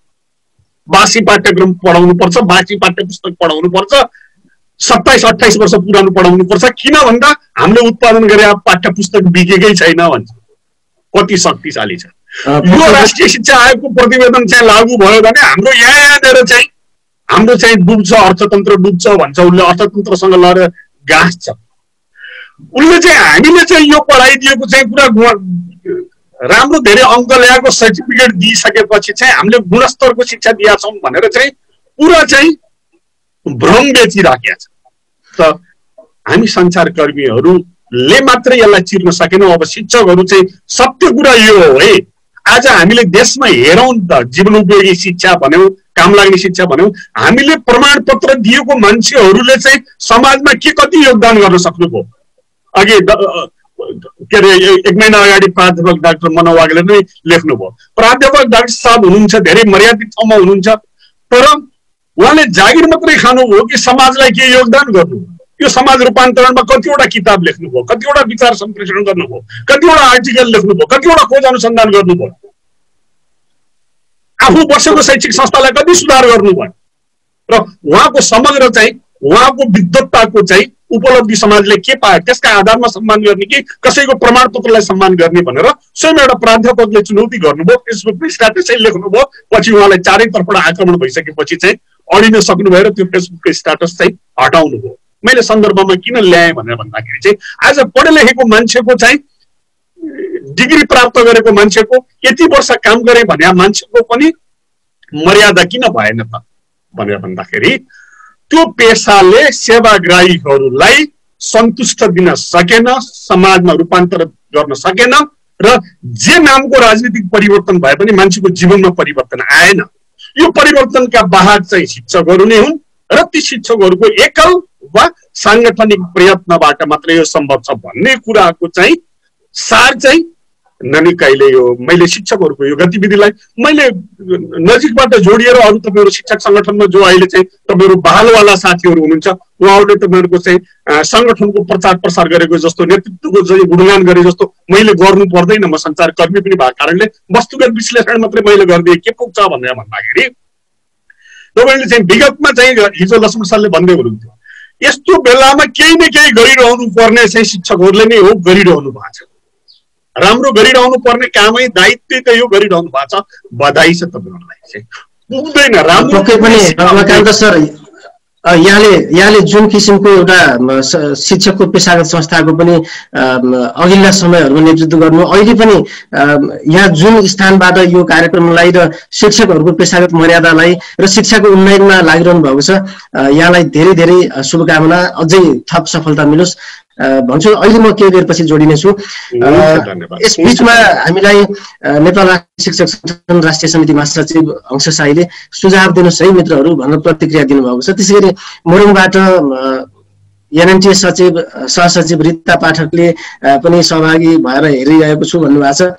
चितवनबाट जो आज हामी साझापुर माध्यमिक विद्यालयको 13औं श्रृङ्खलाको विषयवस्तु बनाउँदैछौँ त्यहाँका प्रधानाध्यापक तेजेन्द्र भूषाल हुनुहुन्छ, चितवन एनएनटी उपाध्यक्ष पनि हुनुहुन्छ, उहाँले सहभागी भएर सुन्दै हेर्दैछु भन्ने थुप्रै प्रतिक्रिया बक्समा आएका छन्। यस बिचमा हामीसँग एकीकृत अखिल नेपाल राष्ट्रिय शिक्षक संगठनका राष्ट्रिय समिति अध्यक्ष श्रद्धेय शङ्कर अधिकारीज्यू हुनुहुन्छ। अब यो कार्यक्रम अहिले रमाकान्तले पनि भन्नुभएको छ, कुनै न कुनै संस्थाले गर्नुपर्थ्यो, सरकारले गर्नुपर्थ्यो, इभन सकेन शिक्षकहरू आफै लागेका छन्। शिक्षकहरूको कुनै पनि संस्थाले गरोस् यो कार्यक्रम गर्नु नै पर्ने थियो। शिक्षकहरूले गरेका नवप्रवर्तनीय कार्यहरूलाई अरूले लगाएको आरोप जस्तो चाहिँ होइन, शिक्षक एउटा सम्मानित पेसा हो भन्ने खालको जुन अभिव्यक्ति आइरहँदाखेरि शङ्कर सर अब यो कार्यक्रमलाई कसरी हेरिँदैछ यहाँको वृत्तमा, यहाँको सेरोफेरोमा अलिकति संक्षिप्त भनाइराखिदिनुहोस् न। धन्यवाद सुनिल गौतम सर। यो ननिरहेका शिक्षकहरू परिसम्वादी 13औं श्रृङ्खला यो कार्यक्रम जुन मकवानपुर जिल्ला नेपाल राष्ट्रिय शिक्षक संगठनले संयोजन गर्यो त्यसका अध्यक्ष श्रीराम दाहाल सर, हाम्रो नेपाल राष्ट्रिय शिक्षक संगठनका आदरणीय अध्यक्ष लक्ष्मण शर्मा सर लगायत सम्पूर्ण साथीहरू, विशेषतः यो कोभिड-19 को संक्रमणमा अलि बढी हामी शिक्षक समुदायहरू अलि बढी क्रियाशील भयौँ र त्योभन्दा अगाडि होस् हामीले कुनै न कुनै रूपबाट शिक्षकहरूका सङ्गठनहरूले सृजनात्मक कामहरू त गर्ने कुरा नै भइहाल्यो। तैपनि यो कोभिड-19 जुन एउटा महामारी छ, यो महामारीको बीचमा हामी शिक्षक समुदायहरू विशेषतः नेपाल राष्ट्रिय शिक्षक सङ्गठन र एकीकृत नेपाल शिक्षक सङ्गठनले एउटा नयाँ गुणात्मक ढङ्गले फड्को हान्ने कोणबाट नै शिक्षक समुदायहरू परिचालन गरेको हामीले अनुभूति गरेका छौँ। र एकीकृत नेपाल शिक्षक सङ्गठनले जागरण अभियान, डिजिटल जागरण अभियानको नामबाट अगाडि कार्यक्रमहरू सञ्चालन गर्यो र नेपाल राष्ट्रिय शिक्षक सङ्गठनले मुख्यतः हाम्रो लक्ष्मण सर विगतदेखि नै अलि बढी सिर्जनामा चाहिँ विश्वास गर्ने, कल्पनामा विश्वास गर्ने, अलि दार्शनिक हिसाबले पनि अलिक टाढासम्म सोच्ने एउटा मार्क्सवादी एउटा गुरु पनि हुनुहुन्छ। उहाँ अहिले लामो समयदेखि चाहिँ सङ्गत गरेको र यो ननिदाएका शिक्षकहरूको जुन ढङ्गले उहाँले परिकल्पना पनि गर्नुभएको छ, त्यसले मलाई लाग्छ जुन बन्दाबन्दीसँगै बजेट वक्तव्य पनि सुरुवात भयो, बजेट भाषण भयो र सार्वजनिक शिक्षामा व्यापक हमला पनि भयो, शिक्षक कर्मचारीहरूमाथि हमला भयो, स्वयं राज्यले नै हमला गर्यो र त्यसमा नियोलिबरलिजम ट्रेन्ड नै बढी हावी भएको र सार्वजनिक शिक्षाको शिक्षक र सार्वजनिक शिक्षामाथि जुन ढङ्गले हमला भइरहेको थियो, एउटा राज्यबाट हमला, अर्को चाहिँ आफूलाई अलि बढी विद्वान भन्ने, अलि बढी विद्वानहरू भन्ने प्रोफेसर डाक्टरहरूबाट पनि त्यही कोणबाट हमला भइसकेपछि मलाई लाग्छ त्यसको प्रतिरोध स्वरूप र हामी शिक्षकहरूले यो नकारात्मक परिघटनालाई सकारात्मक परिघटनामा बदल्न, समाजले दिएको जिम्मा र कर्तव्यलाई परिपालन गर्न र शिक्षक विद्यार्थी र अभिभावकको बीचमा जीवित रहिरहने कोणबाट नै यो ननिरहेका शिक्षकहरूको एउटा परिसंवाद कार्यक्रम अगाडि ल्यायो। यसले साँच्चै त्यो शिक्षकहरूमा एउटा यो शिक्षकहरूको साझा अभियान हो भन्ने पनि हाम्रो सङ्गठनले अनुभूति गरेको छ र यो ननिरहेका शिक्षकहरू यो शिक्षक विद्यार्थी अभिभावक एउटा जागरण अभियानको रूपमा पनि मैले लिएको छु। अर्को फेरि यो शिक्षक र कर्मचारीहरूको कर्तव्यबोधको रूपमा पनि मैले लिएको छु र अर्को फेरि जुन ढङ्गले नेपाल शिक्षक महासङ्घ र नेपाल सरकार बीचमा 30 बुँदे सहमति भएको थियो, शैक्षिक रूपान्तरणको सवालदेखि लिएर शिक्षक कर्मचारीहरूको पेशागत र ट्रेड युनियन अधिकारका विषयवस्तुहरूमा जुन 30 बुँदे सहमतिहरू भएको थियो, त्यो सहमतिहरूलाई कार्यान्वयन गर्ने एउटा दबावको रूपमा पनि मैले यसलाई लिएको छु। त्यही भएको कारणले गर्दाखेरि पनि मलाई लाग्छ यो ननिदाएका शिक्षकहरू निरन्तर रूपमा आम शिक्षकहरूको एउटा साझा कार्यक्रम जस्तो, नेपाल शिक्षक महासङ्घको साझा कार्यक्रम जस्तो र समग्र शिक्षकहरूको यो कार्यदिशा जस्तो अहिले पछिल्लो चरण जुन सोसल युनिजमको के अरे कार्यविधिहरू शिक्षकहरूले आत्मसात, शिक्षकका सङ्घ सङ्गठनहरूले आत्मसात गरेका छन्, त्यही सोसल युनिजम समाज, विद्यार्थी र शिक्षकहरूको बीचमा जीवित रहने कार्यदिशाहरू विश्वभरका शिक्षकहरूले अगाडि बढाएका छन्। त्यही एउटा कार्यदिशाको रूपमा चाहिँ निरन्तरता हो भन्ने रूपमा मैले बुझेको छु। हस्त धन्यवाद।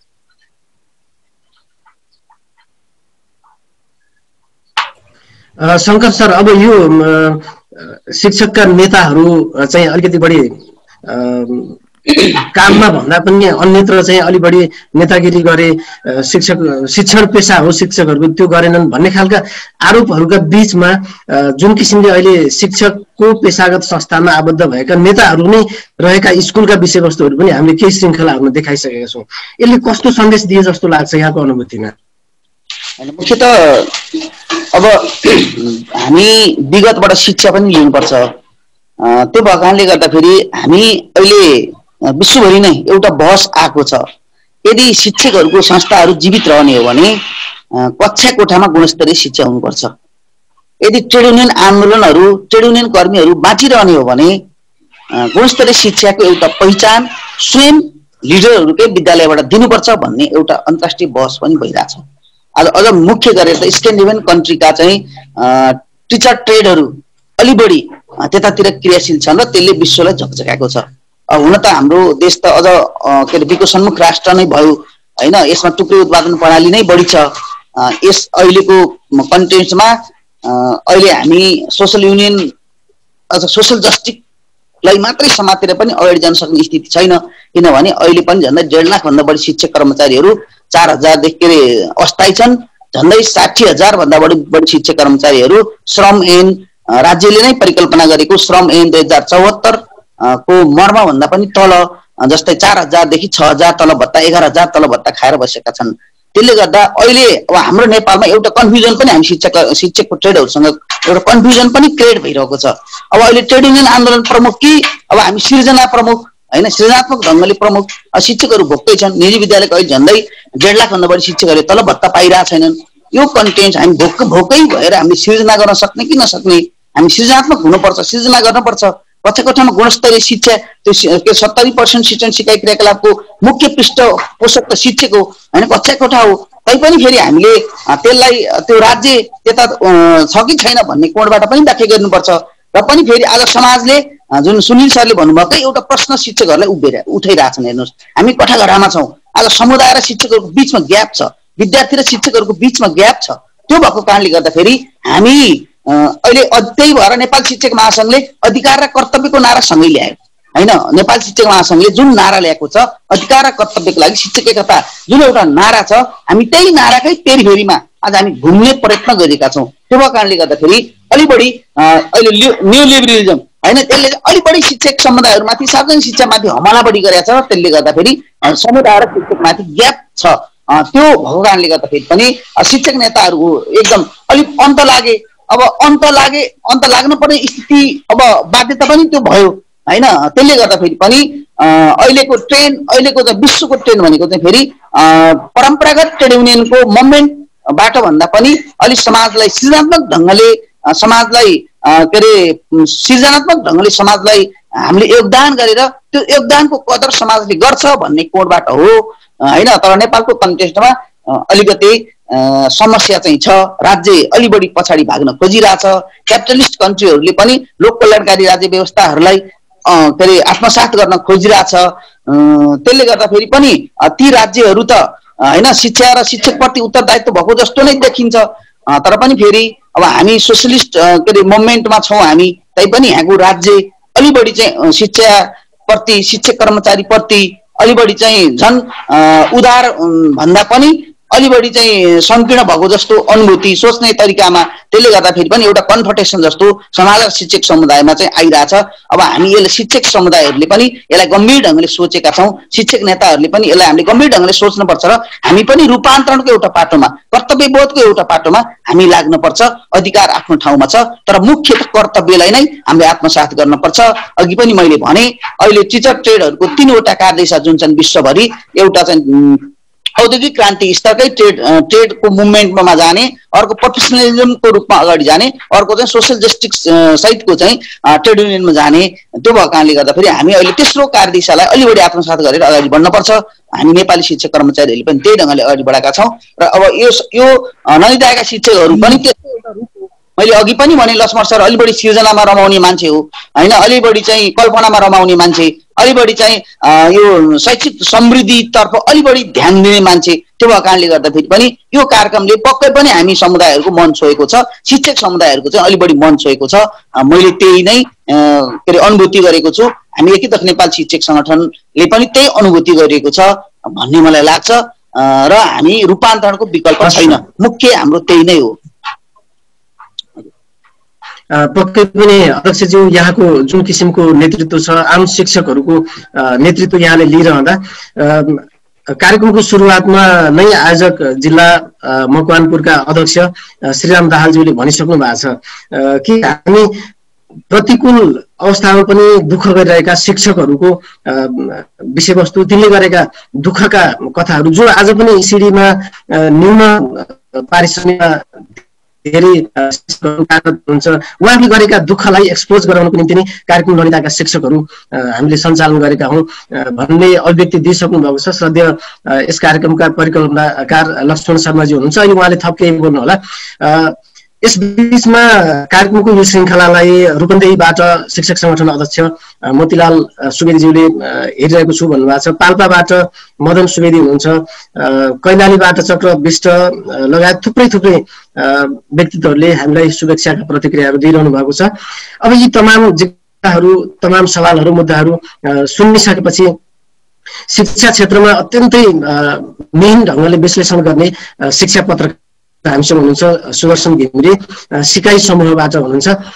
सुदर्शन सर, एउटा राष्ट्रिय मिडियामा पनि यो चर्चाको विषय बन्यो कार्यक्रमका शिक्षकहरू, यसले स्थानीय मिडियादेखि राष्ट्रिय मिडियासम्म शिक्षाका प्रशासकहरूसँग पनि एउटा एक किसिमको चाहिँ तरङ्ग पैदा गरेको छ। यो कार्यक्रमको पोलिटिकल भ्यालु, मोटिभेसनल भ्यालु कस्तो छ, यसको स्टेक होल्डरहरूले यो कार्यक्रमलाई कसरी लिएको यहाँले पाउनु भएको छ, यहाँको आफ्नो चाहिँ धारणा बताइदिनुहोस् न। धन्यवाद सुनिल सर, मलाई पनि निम्ता गर्नुभयो। यहाँलाई, लक्ष्मण सरलाई र सभा सिंहको टिमलाई धेरै धन्यवाद दिन चाहन्छु। मैले सबै कार्यक्रम त हेरेको छैन, तर मतलब भरसक हेर्ने प्रयास गरेको छु। एउटा चाहिँ मैले तपाईँहरूलाई यो अलि लामो छ तपाईँहरूको कार्यक्रम, अलि लामो भएको कारणले अलिकति त्यो समय व्यवस्थापन गर्न अलि गाह्रो हुन्छ। एउटा सुझाव जस्तो पनि मान्नु होला यहाँहरूले, जति छोटो कार्यक्रम र जति खजिला चिजहरू भयो उति कार्यक्रम इफेक्टिभ हुँदो रहेछ। यो चाहिँ तपाईँको भ्युअरको पर्सपेक्टिभबाट। म पनि मिडियाकर्मी, तपाईँहरूले लामा लामा लेखहरू चाहिँ नि पढ्नलाई अलि बोर मान्नुहुन्छ, त्यो थाहा छ। एउटा ह्युमन बिइङको नेचर हो होइन, टिकाइराख्नु गाह्रो पनि छ, कार्यक्रम चलाउने सजिलो विषय पनि होइन। तर जो तपाईँहरूले जे गर्नुभएको छ, एउटा प्रतिकार जुन गर्ने प्रयास गर्नुभएको छ, सबै पेसामा राम्रा नराम्रा औसत अनि औसतभन्दा तल उच्च कोटिका सबै खालका मान्छे हुन्छन्। हाम्रो नेपालमा दलीयकरणले 2047 सालपछि 2036 सालबाट सुरु भएको शिक्षक आन्दोलन पहिला अधिकारको निम्ति एउटा पेसा शिक्षणलाई एउटा पेसाको रूपमा स्थापित गर्न र कहीँ कहीँ अलिकति घुमाउरो हिसाबले राजनीति स्वतन्त्रतासँग नि अलिकति गाँसिएको थियो भने पछि 47 सालपछि चाहिँ जुन काङ्ग्रेस र एमाले दुईटाले चाहिँ नि यो शिक्षा सङ्गठन पछि एउटै भएर दुईटा भयो, पार्टीकरण भयो, दलीयकरण भयो नि। मुख्य समस्या चाहिँ शिक्षक मात्रै होइन, शिक्षण पेसा मात्रै होइन, मेरो पेसा पत्रकारिता पनि त्यसले निकै नै नराम्रोसँग प्रभावित गरेको पेसा हो। दलीयकरणले जब शिक्षक र पत्रकार, मैले एकदम भन्ने गर्छु, मैले जहिले पनि म शिक्षक र पत्रकार कुनै पार्टीको तपाईँको कार्यकर्ता कहिल्यै हुन सक्दैन। म पत्रकार भएँ भने म पार्टी कार्यकर्ता हुन सक्दैन, म पार्टी कार्यकर्ता हो भने म पत्रकार हुन सक्दैन। एकसाथ दुईटा पेसामा शिक्षक र पत्रकार चाहिँ कुनै हालतले पनि त्यो एक ठाउँमा बस्न मिल्दैन, किनभने हामी पब्लिक ओपिनियन बिल्डर हौँ। पत्रकार पनि पब्लिक ओपिनियन मेकर हो, शिक्षकहरू त नयाँ पुस्ताको बच्चाहरूको चाहिँ ओपिनियन मेकर, उनीहरूको दिमागमा सोच्ने तरिका निर्माण गर्ने पेसाको मान्छे हो। मैले जुलियस निरेरेको आर्टिकल शिक्षक मासिकमा सुरु गर्दाखेरि यहाँहरूले कतिले अन्दाज गर्नुभएको छ, पहिलो अङ्क हाम्रो असुरक्षित उपेक्षित शिक्षक भन्ने थियो। 64 साल माघ महिनामा निकालेको। मलाई लाग्छ रमाकान्त सर र लक्ष्मण सरले त्यो अङ्क पक्कै पढ्नु भएको छ, शङ्कर सरले पनि पढ्नु भएको होला। त्यो हिसाबले हामीले पनि प्रयास गरेको, अलिकति गरेको। यो एउटा प्रतिकार हो तपाईँले जुन गर्नुभएको छ। यो पेसामा सबै फेरि तपाईँको यसको अर्थ यो होइन कि शिक्षक पेसामा लागेका सबै मान्छेले गजबै उत्कृष्ट काम गरेका छन्, एक से एक तपाईँहरूको पनि सायद दाबी छैन होला। तर एउटा कुरा चाहिँ पक्कै हो कि यो पेसामा लागेका एउटा गजब मान्छेहरू छन्। मैले पनि थुप्रै मान्छेहरू भेटेको छु र हामीले शिक्षक पत्रिका सुरु गरेको नै वास्तवमा शिक्षक एडुकेटरहरूको एउटा प्लेटफर्म सिर्जना गरौँ र सिकेको एउटा राम्रो प्रयास गरेका चिजहरूलाई हामीले करिब करिब डे 1 देखि हाइलाइट गरेका हो। हामीले क्रिटिसिजम पनि गऱ्यौँ, शिक्षकका नेताहरूको बारेमा नि हामीले क्रिटिसिजम गऱ्यौँ र काम नगर्ने ठगेर खाने मान्छेहरूको बारेमा पनि हामीले लेख्यौँ, खोज्यौँ। तर हामीले सँगसँगै के पनि काम गरेका थियौँ भने राम्रो काम कसले गरेको छ, को शिक्षकले चाहिँ नि एउटा दूरदराजको कक्षामा तपाईँ इलामदेखि म बजाङसम्म पुगेँ, शिक्षकहरूले कहाँ राम्रो गर्नुभएको छ सानो कुराहरूमा। त्यस कारणले यो तपाईँहरूले जुन प्रयास गर्नुभएको छ यो एकदमै राम्रो प्रयास हो, प्रतिकार हो। तर यो प्रतिकार गर्दै गर्दाखेरि यसले एउटा अहिले कोभिड पेन्डेमिकको अवस्थामा शिक्षकहरू सबै तलब मात्रै खाएर बसे जस्तो भएको थियो सुरुको 1-1.5 महिना। अब लक्ष्मण सरलाई यसले छोएछ, छोनु एकदम राम्रो हो। उहाँ एकदम कमिटेड शिक्षक हो, उहाँको स्कुलमा म पुगेको छु, मलाई धेरै वर्षदेखि चिन्दछु पनि। त्यो हिसाबले उहाँहरूलाई छोयो, एकदम स्वाभाविक हो। राम्रो गर्ने जेन्युन मान्छेलाई अरूले गरेको टिप्पणीले छुन्छ, छोयो उहाँलाई अलिकति एक किसिमको।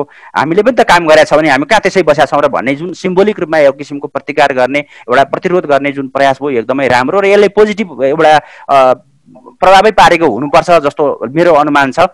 तर यसको सायद मूल्याङ्कन चाहिँ अब गर्ने बेला भयो।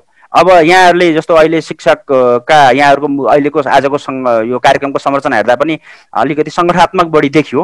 अलि इन्डिपेन्डेन्ट खालका काम गरेका शिक्षकहरूलाई पनि यस्तो परिसंवादहरूमा यहाँहरूले सरी गराउनु भयो र उहाँहरूको इन्डिपेन्डेन्ट फिडब्याक लिनुभयो भने अझ राम्रो, त्यसले भ्यालुएट गर्छ होला। मेरो विचारमा यो क्याम्पेन हो, यो सधैँ चलिराख्ने कार्यक्रम होइन। तपाईँहरूले एक किसिमको बिउज्याउने शिक्षकहरू जो काम गर्नुलाई अलिकति आलटाल गरिराख्नु भएको होला, कतिपयलाई जो गरिराख्नु भएको छ गरेको कुराहरूलाई उजागर गरेर अरूलाई पनि प्रेरित गर्ने काममा एकदम मजाले खटेर डटेर काम गरौँ भनेर लाग्नु भएको छ, एकदमै राम्रो छ। योलाई अब मेरो विचारमा मेरो सेकेन्ड फेज आउँछ भने सुझाव म पछि दिन्छु, होइन भने म अहिले सुझाव दिन्छु। के गरौँ सर? सुदर्शन सर हुन्छ, यहाँले थोरै छोटो सुझाव राख्नु होला, म पछि यहाँसँग आउँछु फेरि। हजुर हस्। सिकाइ समूहबाट शिक्षा पत्रकार सुदर्शन घिमिरे हामी बीचमा आफ्नो संक्षिप्त प्रतिक्रियाको साथमा हुनुहुन्थ्यो। मैले वक्ताहरूलाई विनम्र निवेदन पनि गरिरहेको छु, अत्यन्तै संक्षिप्तमा आफ्ना भनाइहरू राखिदिनु होला, किनकि हामी दोहोरो सेसनमा दोहोरो प्रश्नमा पनि छौँ। सुदर्शन सरले अहिले यसो भनिरहँदाखेरि हामी यो दाबी पक्कै पनि गरिरहेका छैनौँ, शिक्षकहरू सबै शिक्षकहरू ऊर्जाशील भएर लागिरहनु भएको छ होला। विविध कारणले विविध समय परिवेशले गर्दा शिक्षकहरू सबै एकै तराजुमा जोख्न मिल्दैन पनि, तर हाम्रो उद्देश्य गरेका शिक्षकहरूको उदाहरण लिएर अघि बढ्नु नै हो, पक्कै पनि सकारात्मक दिशामा पोजिटिभ भाइब्स उत्पादन गर्नु नै हो। म अत्यन्तै संक्षिप्त जवाफ लिने क्रममा छु। मदन सुवेदीज्यूले एउटा प्रतिक्रिया दिनुभएको छ, सबै शिक्षकलाई जागरुक बनाउने काम यस कार्यक्रमले दिएको छ भन्ने प्रतिक्रिया दिनुभएको छ। शिवप्रसाद लामिछाने मकवानपुरबाट हेरिनु भएको छ। थुप्रै प्रतिक्रियाहरू छन्, म केही बेरपछि समय रहेसम्म ती प्रतिक्रियाहरूलाई पनि जोड्नेछु। यसबीचमा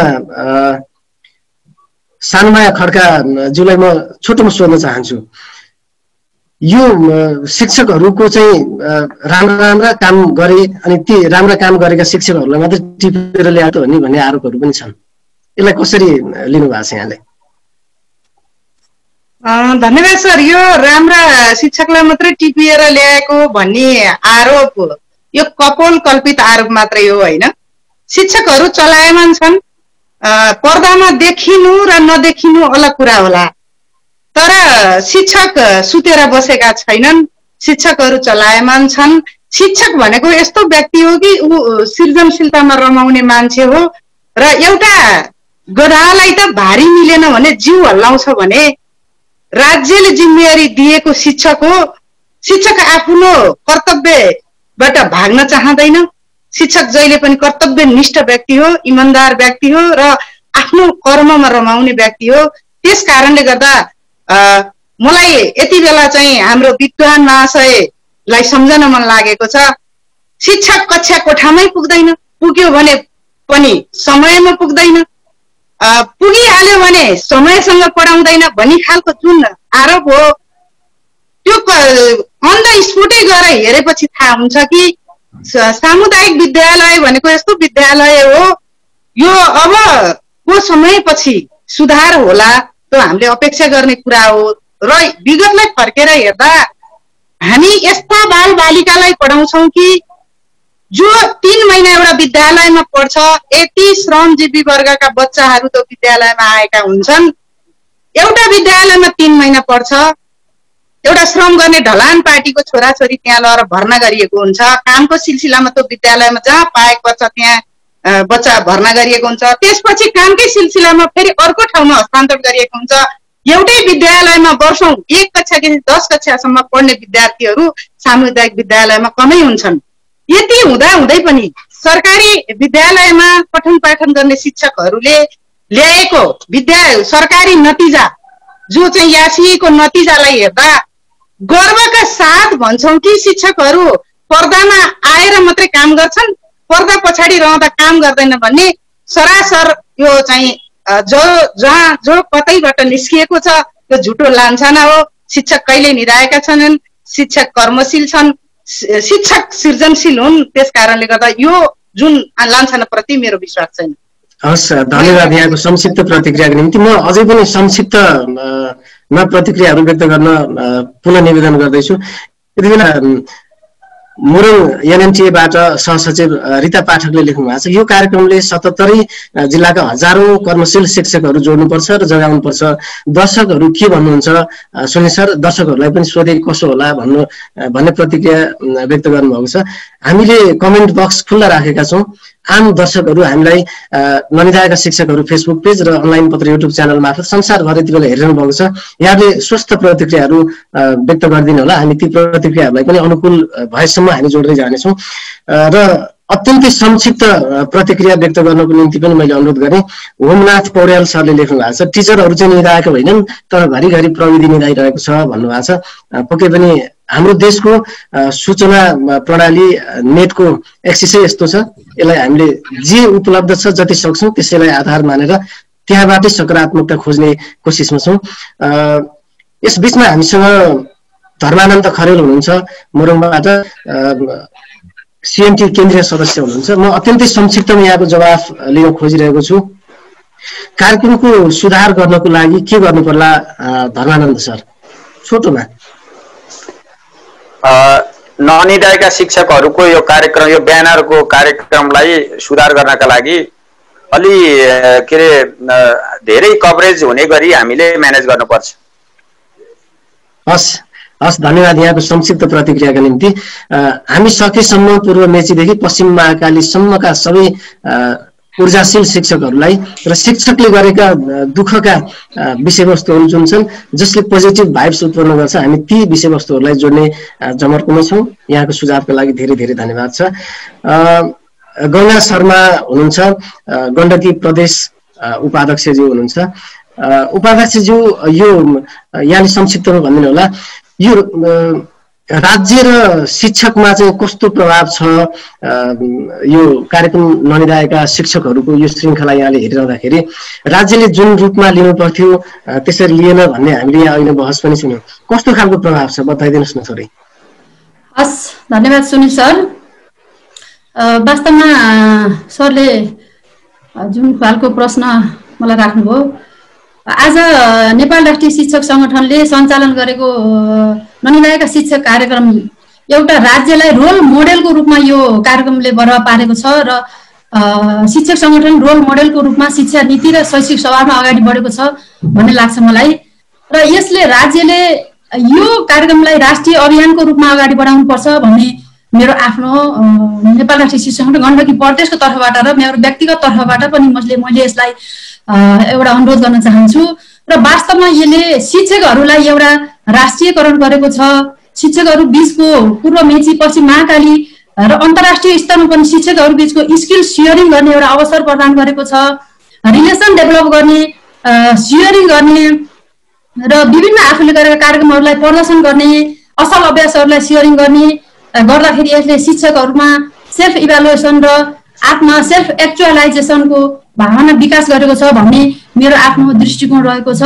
र यसले शैक्षिक विधि र सिद्धान्तलाई पनि केही सेयरिङ गरेको छ।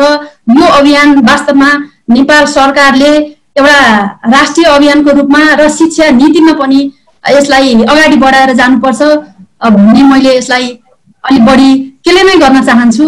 मेरो भनाइ त्यस्तो लाग्छ।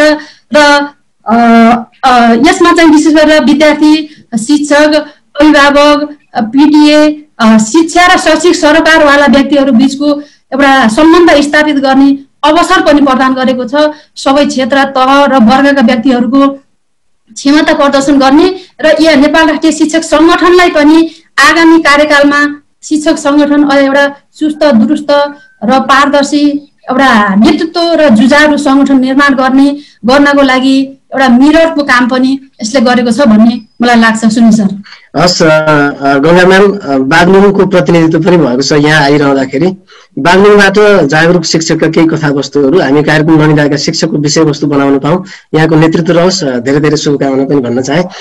जीवन ढकाल हुनुहुन्छ, शिक्षक महासंघ मकवानपुर अध्यक्ष। जीवन सर, यो बहस सुनिरहनु भएको छ, अत्यन्तै खटेर पनि लागिरहनु भएको छ। यहाँको पनि थुप्रै योगदान छ, लगानी छ यो कार्यक्रमका निम्ति। हामी यहाँसम्म 13औं श्रृङ्खलामा आइपुगेका छौँ। कार्यक्रमलाई अझै पनि यसो गर्न पाए हुन्थ्यो भन्ने कस्तो खालको यहाँको अपेक्षा छ?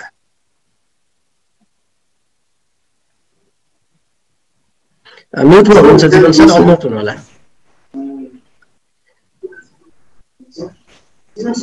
जीवन सर अनम्युट हुनु होला, म्युटमा हुनुहुन्छ। धन्यवाद सर। यो 13औं श्रृङ्खलासँग आइपुग्दा धेरै अनुभवहरू पनि सँगल्ने अवसरहरू मिलेको छ। विशेष गरी हामीले जुन विद्यालयको भ्रमण गरायौँ, अब यहाँ साथीहरूले अब सुकुमार आइसकेपछि नेपाल राष्ट्रिय शिक्षक सङ्गठनले कुन जिल्लामा पुर्याउने हो, त्यहाँका नयाँ कुराहरू के छन् भन्ने किसिमले अलिकति उत्सुकता भएको अवस्था हो र मलाई अहिले लागेको यो महामारीको अवस्थामा सबैभन्दा बढी मारमा परेको भनेको प्राविधिक तहका विद्यार्थीहरू, ECD-मा पढ्ने 1 कक्षा 2 कक्षादेखि लिएर 5 सम्मका विद्यार्थीहरू यो विभिन्न अहिले जुन जुन कुराहरू यो सूचना र प्रविधिको कुराहरू प्रयोग गरिएको छ त्यसमा जोडिन साह्रै कठिन अवस्था रहेको छ र अबको श्रृङ्खलाहरूमा त्यस्तो प्राविधिक तहको विद्यार्थीहरूलाई फोकस गरेर र ECD-का बच्चाहरूलाई कसरी यो शिक्षण क्रियाकलापमा जोड्न सकिन्छ, कुन कुन जिल्लामा कुन कुन स्कुलमा राम्रा क्रियाकलापहरू भएका छन् त्यो तर्फ फोकस गर्नुपर्छ भन्ने लाग्छ। हस् जीवन सर, पक्कै पनि हाम्रा प्रयासहरू त्यतातिर पनि केन्द्रित हुनेछन्। खास गरिकन यो राज्यले सोच्ने पनि विषय होला। हामी सिकाइका 5वटा विकल्पहरू लिएर अहिले युद्ध मैदानमा उत्रिरहँदाखेरि बिना हतियारको सिपाही जस्तो भएर शिक्षकहरू खटिरहनु भएको छ। यसको पक्कै पनि एक दिन इभ्यालुएसन हुनेछ। कार्यक्रम ननिरहेका शिक्षकहरूको श्रृङ्खलामा हामी यसलाई पनि विषयवस्तु बनाउनेछौँ। हामी अत्यन्तै संक्षिप्तमा धारणाहरू लिइरहेका छौँ। कार्यक्रम समय अत्यन्तै कम छ, त्यसकारणले अत्यन्तै संक्षिप्त धारणा लिने क्रममा पनि छु। रमाकान्त सर हुनुहुन्छ नेपाल राष्ट्रिय शिक्षक संगठन पूर्व महासचिव श्रद्धेय रमाकान्त सापकोटाज्यू। अब अहिले जीवन सरले एउटा विषयवस्तु पनि उठाउनु भयो।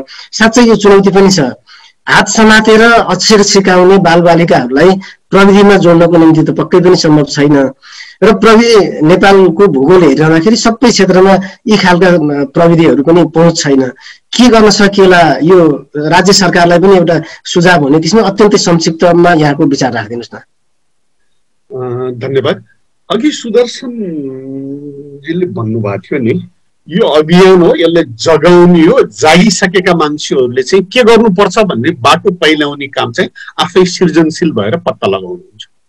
यो सत्य कुरा हो कि हामी देशैभरिका सबै विविधतालाई सम्बोधन गर्ने गरी, बहुआयामलाई सम्बोधन गर्ने गरी हाम्रो एउटा ननिदाएका शिक्षक यो अभियान वा माइक्रो टिचिङ म्याराथन वा अरू हामीले जे चाहिँ गरेका छौँ त्यसले सम्पूर्ण कुराहरूलाई चाहिँ सम्बोधन गर्छ, अहिलेका समस्याको समाधान गर्छ भने होइन। जागिसकेपछि जागेको मान्छेले चाहिँ स्थानीय परिवेश अनुसारको चाहिँ समस्याको चाहिँ आजका समस्या हिजोका चाहिँ समाधानको तरिका होइन, समस्या पनि आजका समाधानका तरिका पनि आजकै खोजौँ भन्ने ढङ्गले चाहिँ जाग्छ। यो जगाउने अभियान हो। यसमा एउटा यति नै एक सुझाव रह्यो। अर्को मेरो दृष्टिकोण के रह्यो भन्दा यो हामीले जति एक्टिभिटी गरे पनि प्रत्यक्ष लाभान्वित हुने चाहिँ भनेको बच्चाहरू हो, अभिभावकहरू हो। यसमा अभिभावकहरू र बच्चाहरूका केही भोइसहरू, उनीहरूका आवाजहरू दबिएका छन्, उनीहरूका आवाजहरू धेरै ठाउँमा आएका छैनन्। रियल अभिभावक, फेरि अभिभावकको नाउँमा अनेक को आउँछन्। रियल अभिभावक र रियल चाहिँ बच्चाहरूले, उनीहरूले विद्यार्थीको नाउँमा को अरू नै आउँछन्। यहाँ चाहिँ राजनीति नै मान्छे आउँछ, अभिभावकको नाउँमा पनि अर्को राजनीति नै आउँछ। बच्चाहरू पढाउन नपाएको कारणले गर्दा समस्याग्रस्त भएका अभिभावकहरूका आवाजहरूलाई पनि हाम्रो यो स्क्रिनमा, फेसबुक लाइभमा, यो ननिदाएका शिक्षकहरूमा गर्नु भएको छ। यहाँहरू चाहिँ डोल्पादेखि अछामदेखि लिएर सहरी क्षेत्रमा कहिले मोरङ, कहिले कता पुग्नु भएको छ, कहिले कलाकारहरूको दृष्टिकोणमा यो कस्तो रह्यो, कहिले कहिले राष्ट्रिय प्राज्ञहरूको दृष्टिकोणमा यो कस्तो रह्यो, मैले पढाउँदाखेरिको शिक्षक र आजको शिक्षकको बिचको फरक के हो, मैले यो सबै हेरेका छु। तपाईँहरू चाहिँ धेरै तौर तरिकाहरू मिलाएर गइरहनु भएको छ र यसलाई अझ चाहिँ विद्यार्थी र अभिभावकहरूले चाहिँ यो कार्यक्रम त हाम्रो कार्यक्रम रहेछ, हाम्रो कार्यक्रमको विषयमा शिक्षकहरू गरिरहनु भएको छ। यसले अहिलेको परिस्थितिलाई, यो प्रतिकूलतालाई अनुकूलतामा बदल्नको लागि यो कार्यक्रमले अब हामीले तुरुन्तै फाइदा लिनको लागि के गर्न सकिन्छ भन्ने उहाँहरूका सुझावहरू चाहिँ पनि चाहिँ लियौँ भन्ने लाग्छ। अब सरकार त यो मुलुकमा चाहिँ यसले चाहिँ काठमाडौँबाट हेरेपछि डोल्पा पनि त्यही देख्छ, उनले अछाम पनि सोलुखुम्बु पनि त्यही देख्छ। हामीले संघीयता भन्यौँ, एउटा सरकारले चाहिँ हुँदैन भनेर 761वटा सरकार बनायौँ। फेरि त्यो 761वटा सरकारको चाहिँ काम एउटै सिंहदरबार र एउटा शिक्षा मन्त्रालयले चाहिँ सबै उसैले मार्गनिर्देशन गर्न खोजेका कारणले अहिले चाहिँ यो व्यथिति चाहिँ परीक्षा अस्तव्यस्त भएको कारण पनि त्यही हो, सिकाइ सहजीकरण निर्देशिका अस्तव्यस्त भएको कारण पनि त्यही हो। तलकाले माथि ताक्ने यो संघीयताको चाहिँ मर्म अनुसार चाहिँ हामी अब स्वायत्त भयौँ भन्ने हिसाबले चाहिँ तलकोले आँट नगर्ने, माथिकोले चाहिँ आफ्नो नियन्त्रण र निर्देशनमा मात्रै चलाउन खोज्ने यो गाई जात्राको परिस्थिति भएको हुनाले चाहिँ सरकारले चाहिँ शिक्षकहरूसँग सिकोस्, शिक्षकहरूसँग चाहिँ तालिम पनि चाहिँ अब शिक्षकहरू मार्फत नै हुन सक्दो रहेछ। स्थानीय परिस्थिति अनुसार चाहिँ फेस टु फेस मोडबाट अनलाइनबाट कहाँ कसरी शिक्षण संस्था सञ्चालन गर्न सकिन्छ त्यो शिक्षकहरूले पनि चाहिँ एउटा निर्देशिका बनाइदियो, तपाईँहरू स्थानीय तह गर भन्यो। फेरि अहिले अनुगमन मूल्याङ्कन के गरिरहेछ शिक्षा मन्त्रालय वास्तवमा भन्ने हो भने चाहिँ अहिले शिक्षा मन्त्रालय हेर्दाखेरि त धेरै मान्छेहरूको, यो मेरो निजी कुरा भनेको छैन, मैले पत्र पत्रिकामा पढेका गुनासोको आधारमा तपाईँहरूको बिचमा अभिव्यक्त भएका आधारमा गणतन्त्रमा यति कमजोर शिक्षा मन्त्रालयमा चाहिँ हुन्छ भन्ने चाहिँ कसैले कल्पना पनि गरेका थिएन। इतिहासमै सबैभन्दा कमजोर भयो भनेर पढेको छु मैले त, कि मैले पढेका कुराहरू चाहिँ को आधारमा भने हो। त्यसकारण चाहिँ शिक्षा मन्त्रालयले अलिकति चाहिँ झकझगाउनको लागि यसले चाहिँ काम गरोस्। अब ननिदाएका शिक्षकहरूले यो निदाएका चाहिँ प्रशासन संयन्त्र, राजनीतिक संयन्त्रलाई पनि चाहिँ जगाउनु पर्यो भन्ने चाहिँ मेरो सन्देश त यही रह्यो अन्तिममा। धन्यवाद।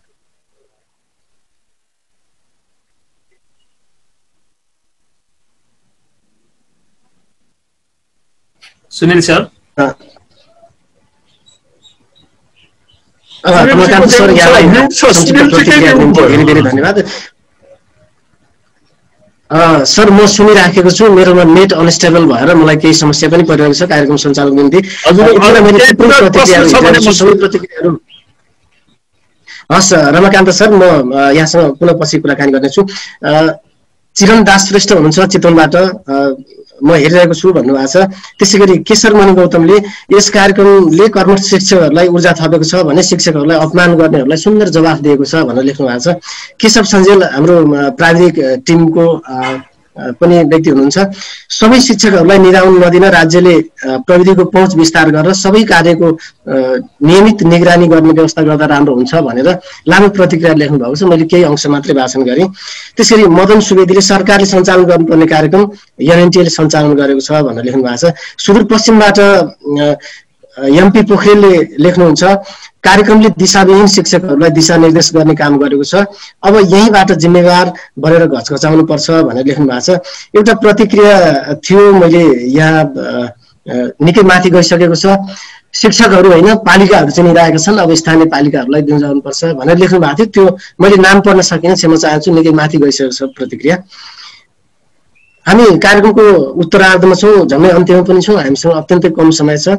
मैले केही सुझावहरू लिनुपर्छ। शङ्कर सर, अब यो कार्यक्रम चाहिँ एउटा टेलिभिजन कार्यक्रम जस्तो मोडलमा भए पनि पर्फेक्ट हामी स्तरीय क्यामेराबाट खिचिएको अथवा स्तरीय भिडियो तयार पारेको त्यो काम हामीले गर्न सकिरहेका छैनौँ। हामी भोलिन्टियरली पनि लागिरहेका छौँ र यसको विषयवस्तुतिर चाहिँ हामी अझ बढी केन्द्रित छौँ। यसको साजसज्जातिर हामीले त्यति ध्यान पुर्याउन सकेका छैनौँ, प्राविधिक व्यक्ति पनि होइन। यसलाई सुधार गर्नको निम्ति अझै के गर्नु पर्ला शङ्कर सर? मुख्यतः अब यो एउटा अभियानको रूपमा निरन्तर गएको छ। मैले अघि पनि भने यो शिक्षकहरूको साझा कार्यक्रमको रूपमै अगाडि गएको छ। त्यस्तो यसमा त्यति धेरै इफेक्ट्सहरू ड्रब्याक्सहरू छ जस्तो पनि मलाई लाग्दैन।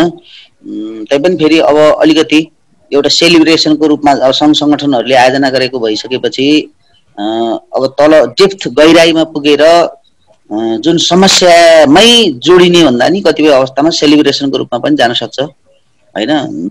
त्यसमा पनि अब ख्याल गर्नुपर्छ भन्ने मलाई लाग्छ र यो राज्यलाई एउटा दबावै भएको छ र यो अब यो ननिदाएका शिक्षकहरू जुन अब एउटा नेपालकै सबभन्दा ठुलो संस्थाले नै नेतृत्व गरेर अगाडि बढिरहेको छ, यसलाई राज्यलाई यसमा जोड्नुपर्छ भन्ने मलाई लाग्छ।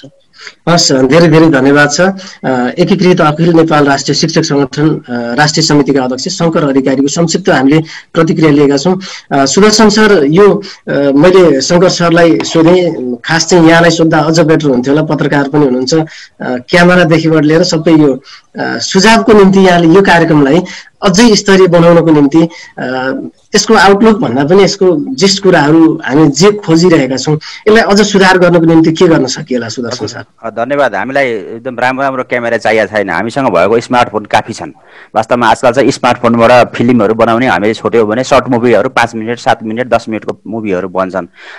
एउटा सुझाव चाहिँ अलि छोटो नै बनाउने प्रयास गर्नु पर्यो र त्यसमा मिनिङहरू सन्देश चाहिँ विचार गर्नु पर्यो एउटा।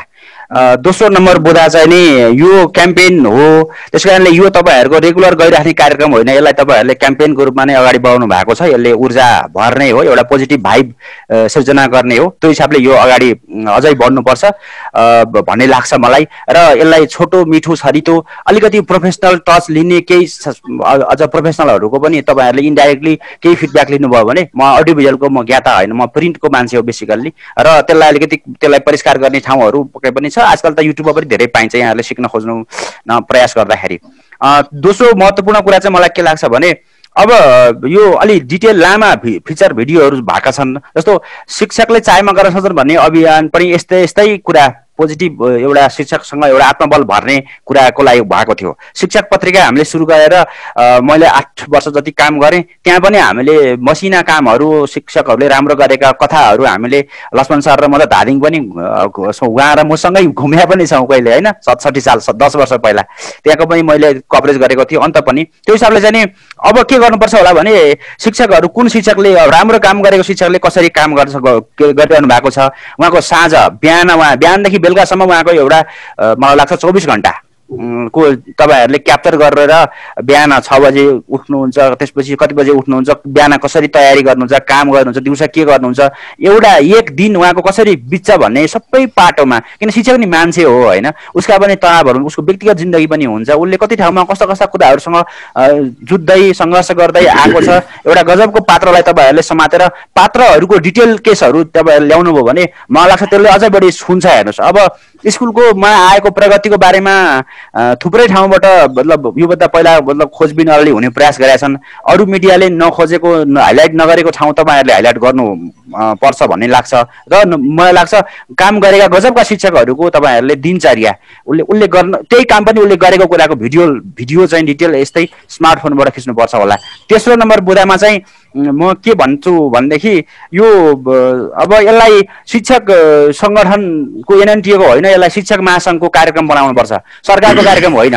सरकार भयो कि त्यो त हाइजेक हुन्छ। हेर्नुहोस्, गोर्खापत्र भन्दा तपाईँहरूले हामी अरू प्राइभेट मिडियाहरू अरू चिजलाई बढी हेर्छौँ नि। सरकार भनेपछि अलिकति अप्ठ्यारै पर्छ, केही न केही उसको सर्टेन टेरिटोरीभन्दा बाहिर जान सकिने। यसलाई इन्डिपेन्डेन्ट बनाउनुपर्छ। शिक्षकहरूको एउटा साझा कार्यक्रम यसलाई कुरमा चाहिँ अगाडि लानलाई यसलाई महासङ्घले यसलाई ओन गरोस्। अनि 5औं नम्बर कुरा चाहिँ तपाईँहरूले एनएनटिए सम्बद्ध साथीहरू मात्रै नभएर तपाईँहरूले एनटिएको अथवा एनटोको अथवा इन्डिपेन्डेन्ट शिक्षकहरूलाई पनि ठाउँ दिनुहोस्। कार्यकर्ताको मतलब शिक्षक सङ्गठनका विभिन्न पदमा बसेका भन्दा स्वतन्त्र शिक्षकहरूमा अहिले अब प्रविधि मैत्री शिक्षक समाज भन्ने एकदम अलिकति उहाँहरूले पनि यो के भन्छ प्रविधिलाई लिएर शिक्षकहरूमा एक किसिमको नयाँ जागरणको काम गर्नु भएको छ। यहाँहरूले जस्तै उहाँहरू अन्तर्गत हुन्छ अथवा इन्डिपेन्डेन्ट शिक्षक जो कुनै दलसँग या कुनै पेसागत सङ्गठन भनौँ न यो पार्टीसँग रिलेटेड सङ्गठनहरूसँग कहीँ पनि छैन भने पनि उसलाई पनि हामीले ठाउँ दियौँ भने यसले हामी चाहिँ निष्पक्ष हुनु पर्यो। तेस्रो नम्बर बुदा।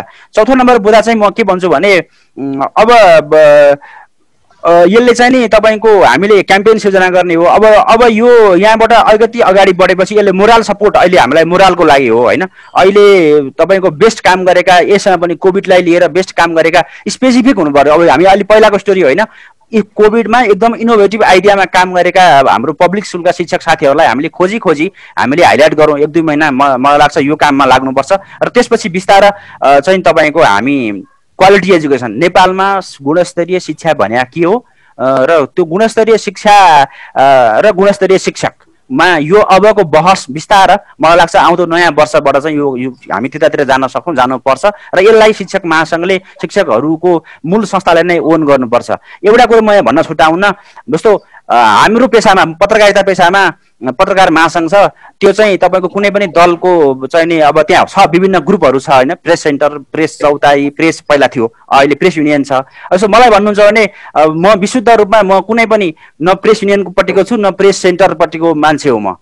म त्यतापट्टि कुनै सदस्य छैन, मेरो लागि पत्रकार महासङ्घको मात्रै सदस्य छु। यसै गरी हाम्रो शिक्षण पेसामा पनि मेरो एउटा मैले मेरो आफ्नो अनुभूतिको कुरा गर्दाखेरि चाहिँ हामीमा पनि कुनै दलीय ट्याग नलागिकन स्वतन्त्र शिक्षक रहने ठाउँ चाहिँ शिक्षक महासङ्घले एउटा कसैको पनि नसमातिकन एउटा इन्डिपेन्डेन्ट आइडेन्टिटी दिने ठाउँ बनाएर शिक्षक महासङ्घ त्यति फराकिलो भएर अगाडि बढ्यो भने र यस्ता गजबका काम गर्ने शिक्षक साथीहरूलाई हामीले हाइलाइट गर्यौँ, भोलि महासङ्घले पनि ओन गर्नै पर्छ यो कार्यक्रम। यसलाई हाम्रो एनएनटीको कार्यक्रम हो भन्ने होइन, यसलाई समग्र शिक्षकहरूको एउटा जागरण ल्याउने, एउटा चाहिँ रेनेसा ल्याउने, एउटा पुनर्जागरण ल्याउने कार्यक्रमको रूपमा अगाडि बढाउनुपर्छ। यसलाई रचनात्मक तरिकाले अगाडि बढाउने थुप्रै बाटाहरू छन्। यसलाई यो जुन तपाईँहरूले दियो बाल्नु भएको छ अहिलेको यो टेक्नोलोजीलाई प्रयोग गरेर यसलाई नयाँ तरिकाले नयाँ ठाउँमा पुर्याउन सकिन्छ। शिक्षकलाई जगाउने यो तपाईँको प्रोफेसनल कार्यक्रम होइन, यो त्यो कार्यक्रम अर्कै हुन्छ। यो चाहिँ एउटा क्याम्पेन हो, यो एउटा सोसल क्याम्पेन हो। सोसल क्याम्पेनकै रूपमा अगाडि बढाउँदा अलि फराकिलो तरिकाले सबै पक्ष इन्डिपेन्डेन्ट अनि तपाईँको एउटा निष्पक्ष तरिकाले यसलाई अगाडि बढाउने अझै फराकिलो ठाउँमा जाने तपाईँहरूले प्रयास गर्नुहोला, शुभकामना छ।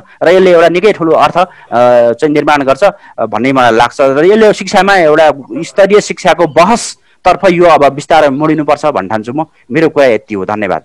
हस्, धेरै धेरै धन्यवाद। सिकाइ समूहबाट सुदर्शन घिमिरेज्यू हामीलाई संक्षिप्त प्रतिक्रिया दिँदै मैले यहाँलाई निवेदन पनि गर्न चाहे। हामी विभिन्न क्षेत्रबाट दृष्टिकोणहरू लिने क्रममै छौँ। नेपाल राष्ट्रिय शिक्षक संगठनको संयोजन भएको हुनाले केही बढी पात्रहरू शिक्षक संगठनका आउनु स्वाभाविक पनि होला। यस अर्थमा हामीले यसलाई समावेशी बनाउने प्रयत्न पनि गरेका छौँ। यो निवेदन गरे यति बेला लमजुङबाट शिक्षक संगठन अध्यक्ष राजु थापाज्यू हेरिरहनु भएको छ। त्यसरी दिलुराम तिवारीले लेख्नु भएको छ, जसरी ओल्ड वार पछि उत्पादन क्षेत्रमा क्रान्तिकारी परिवर्तन आएको थियो त्यसरी कक्षा कोठामा जाँदा त्यस्तै परिवर्तन हुन्छ भन्ने अपेक्षा कार्यक्रमका परिकल्पनाकार अनि सृजनशील हातहरूलाई सलाम भनेर लेख्नु भएको छ। एमपी पोखरेलले पुनः अर्को प्रतिक्रिया दिनुभएको छ। थुप्रै प्रतिक्रियाहरू छन्, मैले सबै जोड्न सकिनँ। हामी कार्यक्रमको उत्तरार्धमा छौँ। आजका हाम्रा प्रमुख अतिथि व्यक्तित्व श्रद्धेय लक्ष्मण शर्माज्यूको हामीले केही अत्यन्तै महत्त्वपूर्ण भनाइहरू सुन्नुपर्नेछ। श्रीराम सर, यो सबै बहसहरू सुनिरहँदाखेरि यहाँको थप प्रतिक्रिया। हजुर, धन्यवाद सुनिल सर। मैले त अब यो अन्तिममा छौँ। हाम्रो राष्ट्रिय अध्यक्षजी यो कार्यक्रमको परिकल्पनाकारका कुरा हामीले सुन्न बाँकी नै छ, हामी एकछिनमा सुन्छौँ नै। यो बिचमा जति पनि हामीसँग आज आदरणीय व्यक्तित्वहरू हामीसँग आउनुभयो, प्रतिक्रियाहरू राख्नुभयो, सुझावहरू दिनुभयो, सम्पूर्णलाई म त आयोजक जिल्ला मकवानपुर तर्फबाट हार्दिक धन्यवाद ज्ञापन गर्न चाहन्छु। वास्तवमा यो कार्यक्रम नेपाल राष्ट्रिय शिक्षक संगठनको मात्रै होइन, समग्र शिक्षक नेपाली शिक्षकहरूलाई एउटा शिर ठाडो बनाउन, एउटा क्यापेबल बनाउने हिसाबले हामीले कार्यक्रम सुरुवात गरेका हौँ। यो नेपाल राष्ट्रिय शिक्षक संगठनका शिक्षक साथीहरू मात्रै शिर उठाउने, अरू साथीहरू चाहिँ शिर निहुल्याउने अभियान होइन। यो समग्र नेपाली शिक्षकहरूकै साझा फलक रूपमा हामीले स्थापित गराउने अभियानमा लागेका छौँ। यद्यपि यो विषयमा हाम्रो राष्ट्रिय अध्यक्षले एकछिनपछि त्यो प्रतिक्रिया दिनुहुनेछ, राख्नुहुनेछ। त्यो कुरा अनुरोध गरेर म अन्तिममा फेरि पनि के जोडौँ, हामी यो नियमित प्रक्रियामा छौँ। आज हामी 13औं श्रृङ्खलामा पुग्दैछौँ। आज हामी चितवनको भरतपुर महानगरपालिकाको साझापुर माध्यमिक विद्यालयका त्यहाँका स्मार्ट टिचरहरूले गर्नुभएका इनोभेटिभ कामहरूलाई आजको स्टोरी बनाएका छौँ। नछुटाउनु होला। आज छुट्यौँ भने हामीले एउटा महत्त्वपूर्ण चाहिँ हेराइ बुझाइ शिक्षक साथीहरूका योगदानको लागि छुटाउनेछ। त्यसैले हामीलाई हेरिरहनु सुनिरहनु हुने यति बेला देशभरबाट विदेशबाट पनि हामीलाई हेरिरहनु भएको छ। हामी लाइभ प्रोग्राममा छ। सम्पूर्ण आदरणीय दर्शकहरूलाई, शिक्षक साथीहरूलाई, योसँग सम्बन्ध पत्रकार साथीहरूलाई, शिक्षाका प्रशासकहरूलाई सम्पूर्णलाई हाम्रो कार्यक्रम बेलुका 7:30 बजीबाट फेरि पनि हामी यसै गरी वाच पार्टी गर्नेछौँ, फेसबुक लाइभ गर्नेछौँ, युट्युब लाइभ पनि हुनेछ। हाम्रा सबै कार्यक्रमहरू युट्युबमा हेर्न सकिनेछ। हामीले 12वटासम्म श्रृङ्खलाहरूलाई हामीले युट्युबमा पनि अपलोड गरेका छौँ। ननिरहेका शिक्षकहरू भनेर सर्च गरियो भने सबै प्रोग्रामहरू यति बेला सुरक्षित त्यो ठाउँमा छ। वाच पार्टीमा पनि हामी यो अटोमेटिक सेभ भएर बस्ने, हामी सबै कार्यक्रमहरू हेर्न सक्नेछौँ। त्यो पनि सम्पूर्णमा अनुरोध गर्न चाहन्छु र बेलुका 7:30 बजे सबैलाई जोडिदिनको लागि अनुरोध गर्दै उपस्थित सम्पूर्ण धन्यवाद सहित हाम्रो राष्ट्रिय अध्यक्षज्यूको महत्त्वपूर्ण भनाइ सुन्नेछौँ। धन्यवाद सुनिल सर, अघि बढौँ। हस्, धेरै धेरै धन्यवाद श्रीराम सर। यति बेला चितवनबाट पदराज पौडेल हुनुहुन्छ, कालीराज शर्मा बागलुङबाट हेर्दै हुनुहुन्छ, नन्दराम पोखरेल रूपन्देहीबाट हेर्दै हुनुहुन्छ। थुप्रै प्रतिक्रियाहरू छन्, मैले सबै जोड्न सक्छु सक्दिनँ। हामी कार्यक्रमको अन्त्यमा छौँ। आजका प्रमुख अतिथि व्यक्तित्वको हामीले महत्त्वपूर्ण भनाइहरू सुन्ने बेला अबको क्रममा म जोड्न चाहन्छु।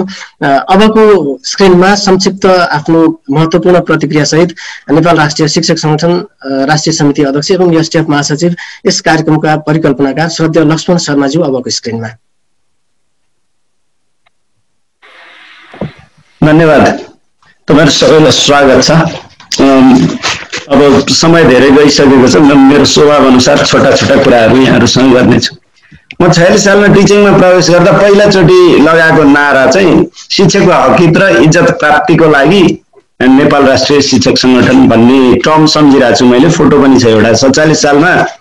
47 सालको सुरुमै हाम्रो जिल्ला अधिवेशन गर्नुपर्ने थियो। सुशील अमात्य सर र मधु तिमिल सिन्हा सर धादिङ जानुभएको थियो। त्यहाँ मैले सुनेको, म यङ भर्खर पेसामा छिरेको, जिन्स तलमाथि नै जिन्स लगाएको टिचर। अनि काम गर्दै गइयो र हकितका लागि के गर्ने भन्ने चिज त धेरै गरियो। त यी इज्जत प्राप्तिका लागि हामीले के दिनदिनै बेइज्जत हुँदैछ, गाली गर्दैछन्, अपमान हुँदैछ टिचरको। मेरो बुवालाई जति टिचरका रूपमा समाजले रेस्पोन्स गर्थ्यो त्यति मैले पाएको छैन। के हो यो इज्जत प्राप्तिको लागि के गर्न सकिन्छ भन्ने चिजबाट सुरु भयो यो प्रब्लम चाहिँ त्यतापट्टि हो। र इज्जत प्राप्तिका लागि अनि हामीलाई चाहिँ हाम्रो इज्जतमाथि काउन्टर दिनका लागि के गर्दा रहेछन् भन्ने चिजलाई एनालाइसिस गर्दाखेरि हाम्रो देशका प्राज्ञ भन्नेहरू रिसर्च गर्दा रहेनछन्। त्यो अगाडि डाप्रा के हो झुन्ड्याउने र अनिखेरि आफूलाई मन लागेको कुरा बोलिदिने रहेछन्। एभिडेन्स चाहिँदो रहेछ भन्ने चिज चाहिँ मैले ठम्ब्याएँ। काठमाडौँमा 2-4वटा स्कुल केटाकेटी बाहिर गए, लकडाउन भयो, बन्द भयो। ल देशभरि स्कुल बन्द भयो। उहाँ मर्ने गरेर दुःख गरिरहेको थियौँ त हामी। चुडेको चप्पल हातमा लिएर खोला तर्दै जमजम पानी परेको छ, कोरोनाको डर छ, अनि टिचर दुःख गरिरहेछन् र सुते शिक्षकहरू भनेर काठमाडौँबाट बोल्नुहुन्थ्यो। एभिडेन्स नचाहिने उहाँहरूलाई। मिडिया उहाँहरूकै पछाडि, हाम्रा कुरा थोरै सुन्छन्। मिडिया उहाँहरूकै पछाडि, मन्त्रालयका मान्छे उनीहरूका पछाडि हो। यो कन्टेक्स्टले चाहिँ हाम्रो इज्जतमाथि यसरी धावा बोल्ने रहेछन्। फ्याक्ट एभिडेन्स नै बाहिर ल्याइदिएपछि त जो हामीसँग प्रा छैन, डा छैन, तर एभिडेन्स त बोल्छ नि त भन्ने हिसाबले यो चिज छलफल गरिएको। र यसको डिजाइन गर्ने बेला मैले मकवानपुरको साथीहरूसँग सल्लाह गरेको थिएँ। यो मासमा लाने हो, पब्लिकमा जाने हो। त्यस भएर यो जुममा मात्र होइन, वाच पार्टीमा जाने। वाच पार्टी हामीले त्योभन्दा अगाडि प्रयोग गरेका थिएनौँ। सानो डिस्कसका लागि यो फोरम युज गरौँ। मैले अघिल्लो कार्यक्रममा भनेको थिएँ, अब पैसा तिर्ने जुम होइन, रुम प्रयोग गरौँ न भन्न थालेको छु। 50 जना हुन्छ, हामी यहाँ 8-10 जना त छौँ, 10 जना छौँ। रुममा गरौँ, अनिखेरि वाच पार्टीबाट पब्लिस गरौँ भन्ने कुरो पनि मैले भनिसकेको छु। त्यस भएर हामीले भिडियो टिचरले पठाएको, भोलिन्टियरली टिचरहरूले पठाएको भिडियो, अनि त्यसपछि त्यसलाई एडिट गरौँ, त्यसलाई केस बनाऊ र सम्बन्धित मान्छेहरूसँग कम्युनिकेसन गरौँ र लाइभ अडियन्स, टिभीले लाइभ अडियन्स पाउँदैन, हामी लाइभ अडियन्सका लागि पब्लिस गरौँ। त्यसमा डिस्कस चाहिँ जति मान्छे पार्टिसिपेट छ इन्डिभिजुअलहरूले डिस्कसमा भाग लिन सक्नुहुन्छ भनेर यो मोडेलबाट हामी गएका हौँ। फिलोसफिकल्ली चाहिँ अल्टिमेटली पहिला चाहिँ मोडेल स्कुलको कुरा गरियो। मोडेल स्कुल विविध कारणले हुन सक्छ, तर हामी टिचर सेन्ट्रिक बनाएका हौँ। अहिले टिचरलाई जगाउनु पर्छ मोडेल स्कुल भन्ने कुराबाट गाइडेड छौँ। अल्टिमेटली फ्युचरमा म सुदर्शन सरसँग सहमत छु, लर्निङ सेन्ट्रिक हुनुपर्छ। त्यो बेलामा चाहिँ चाइल्ड सेन्ट्रिजम र टिचर सेन्ट्रिजमको बिचबाट, यो हाम्रो विश्वास है, असहमतहरू छन्, चाइल्ड सेन्ट्रिजम र टिचर सेन्ट्रिजमको बिचबाट लर्निङ सेन्ट्रिजमतिर जान सकिन्छ होला भन्ने मलाई लाग्छ। फिलोसफिकल्ली त्यतातिर हो। म आज एउटा स्टडीको कुरा गर्छु। स्ट्यानफोर्ड युनिभर्सिटी बहुत नाम चलेको, विश्वको ऱ्याङ्किङ, वर्ल्ड ऱ्याङ्किङको धेरै माथि भएको युनिभर्सिटी हो। स्ट्यानफोर्ड युनिभर्सिटीमा एउटा फ्र्याङ्क एडम्सन भन्ने टिचर छन्, प्रोफेसर छन्।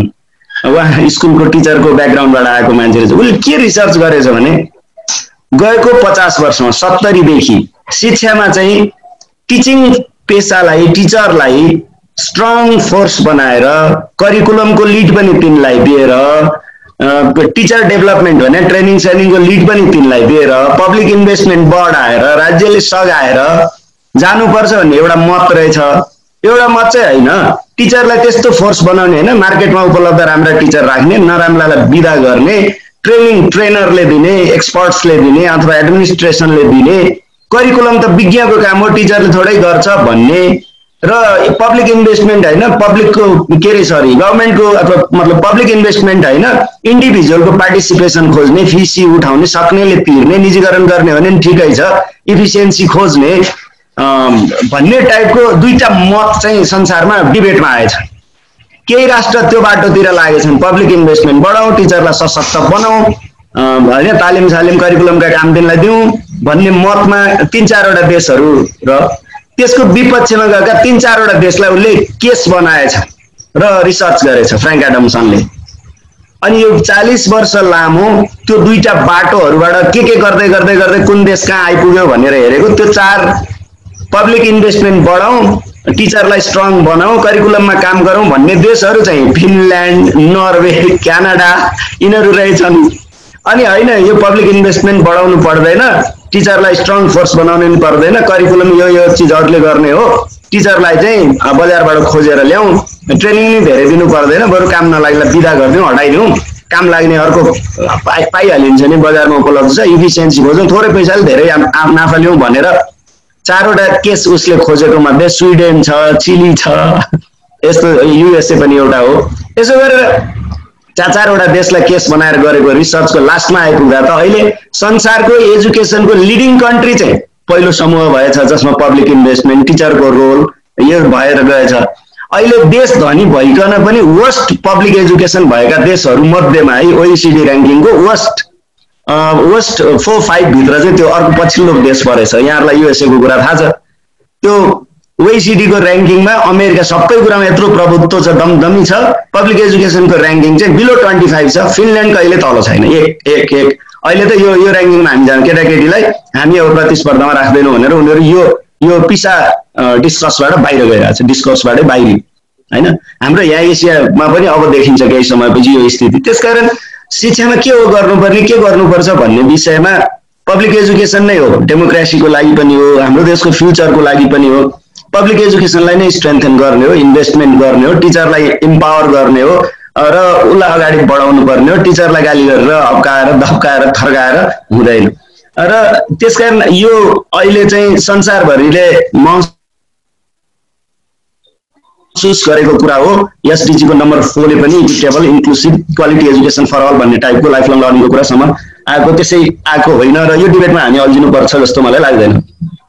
अर्को एउटा यो कार्यक्रम हेरिराख्दा त्यो नआयो नि हुने कुरो चाहिँ सधैँ आउने गरेको छ, त्यो चाहिँ के भने सबै राम्रा छैनन्, राम्रालाई मात्रै एक्सपोज गर्ने भन्ने एउटा अनौठो प्रश्न जहिले पनि आउँछ र आज पनि सिधै नआए पनि त्यो घट्दो चाहिँ छ होला त्यसको फ्रिक्वेन्सी। संसारको कुनै पेसामा नि सबै राम्रा मान्छे हुँदैनन्, त्यो सबै राम्रो भने आदर्शवाद हो, त्यो कल्पना गर्ने मात्रै कुरा हो र राम्रो र नराम्रो दुवै हुन्छन्। त्यो राम्रो र नराम्रो मध्ये कसलाई केस बनाउँदा, कसलाई डिस्कसमा ल्याउँदा, कसलाई एक्सपोज गर्दा, कसलाई प्रोत्साहित गर्दाखेरि चाहिँ समाज सकारात्मक परिवर्तनतिर जान्छ, त्यतातिर लाग्ने हो कि संसार। रियलिस्टिक कुरा हो यो आदर्शवादी बाटोबाट कहीँ पनि पुगिँदैन, सबै पेसामा छ, सबै सेक्टरमा छ।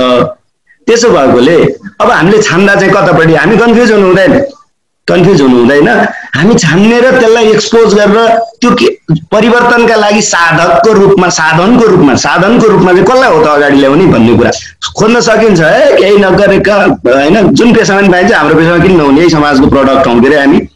त्यसो भए अब त्यसलाई चाहिँ एक्सपोज गर्दा कहाँ पुग्छ समाज होइन, यो पेसा कहाँ पुग्छ, शिक्षा कहाँ पुग्छ होइन। मेरो चाहिँ यो निर प्रश्न हो कि सबै ठाउँमा छ नि, कहाँ छैन। युएसए को एजुकेसनको त्यत्रो युनिभर्सिटीको संसारमा त्यहाँ नपुगिकन होइन शिक्षा कम्प्लिट हुँदैन जस्तो गर्छन्। वर्ल्डको फर्स्ट के अरे बेस्ट र्याङ्किङको 100 युनिभर्सिटीहरू मध्ये मोर देन 60% युएसएमा मात्रै छ भन्छन्। साउथ एसियामा तपाईँको छैन एउटा पनि।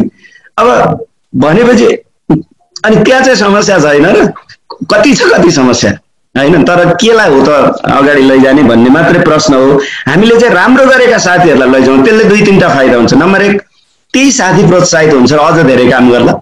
नम्बर 2, यस्तो बेलामा पनि काम गर्न सकिने रहेछ भनेर अर्को न्युट्रल चाहिँ कामको पट्टि लाग्ला, न्युट्रल त जता पनि जाने सम्भावना हुन्छ। अनि तेस्रो कुरो चाहिँ अरूलाई नि, अरू स्टेक होल्डरलाई पनि हामी इनर्जाइज गर्न सक्छौँ, पोजिटिभ भाइब्स उत्पादन हुन्छ भन्नुहुन्थ्यो अघि, त्यो कुरा एकदमै ठिक कुरा हो।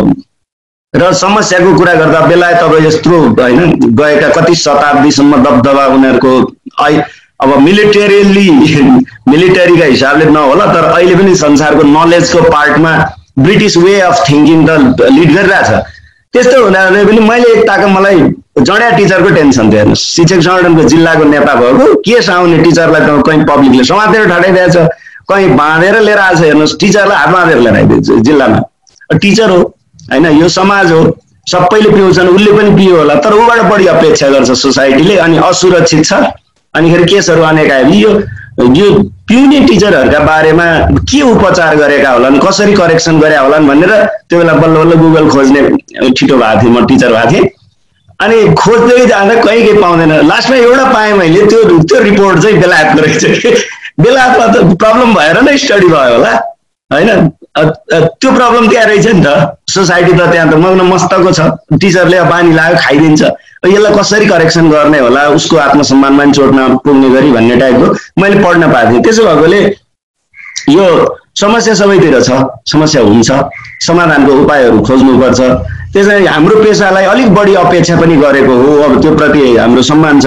र अब लास्ट दुईटा कुरा म गर्छु। एउटा कुरो धेरै सर्ट छ कि सानो केटाकेटीलाई कसरी मोटिभेट, स्कुलमा टिचरको अगाडि राखेर पढाउँदा त मोटिभेट भइरहेको थिएन, टेक्नोलोजीले के गर्ने भन्ने कुरो उपायहरू धेरै छन्। मैले हेटौँडाको यही कार्यक्रमबाट सिकेको, विद्याना सरले पनि भन्नुहुन्थ्यो, हाम्रो बुद्धिले दिएको थियो नि आएर हेरेर थाहा पाएँ भन्नुहुन्थ्यो, उहाँ पनि हुनुहुन्थ्यो त्यो दिनको कार्यक्रममा।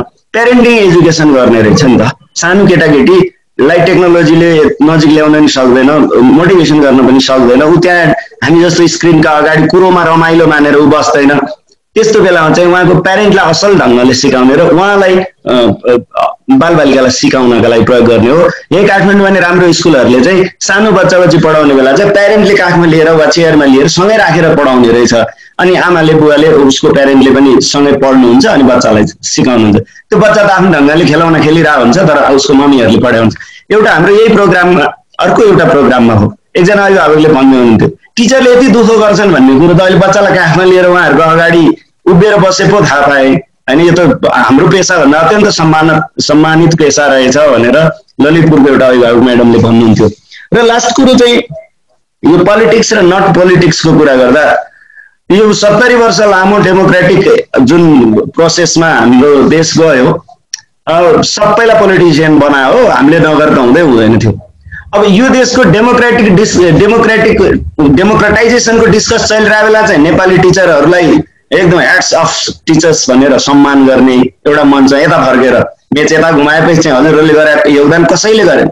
नेताहरूले त विचार निर्माण गर्ने, बुइकला बस्थे, बाँकी तलका जनतालाई सङ्गठित गर्ने, परिचालित गर्ने, आन्दोलनमा उतार्ने होइन, पार्टीको विचारलाई ग्रासरुट लेभलमा लागू गर्ने कुरामा तपाईँहरूले गरेको योगदान चाहिँ इतिहासमा यो सर्वथा चाहिँ नेपाल संसारको लोकतान्त्रिक आन्दोलनमा, नेपालको लोकतान्त्रिक आन्दोलनमा यो शैक्षिक कुरा अथवा यो मात्र होइन, यो त राजनैतिक हिसाबले नै उच्च सम्मान गर्ने कुरा हो भनेर हामीलाई फुर्क्याउने नै मान्छेहरू हो तपाईँहरू। फेरि कोही छैन त्यस्तो होइन भन्ने मान्छे, कोही छ भने भन्नुहोस्।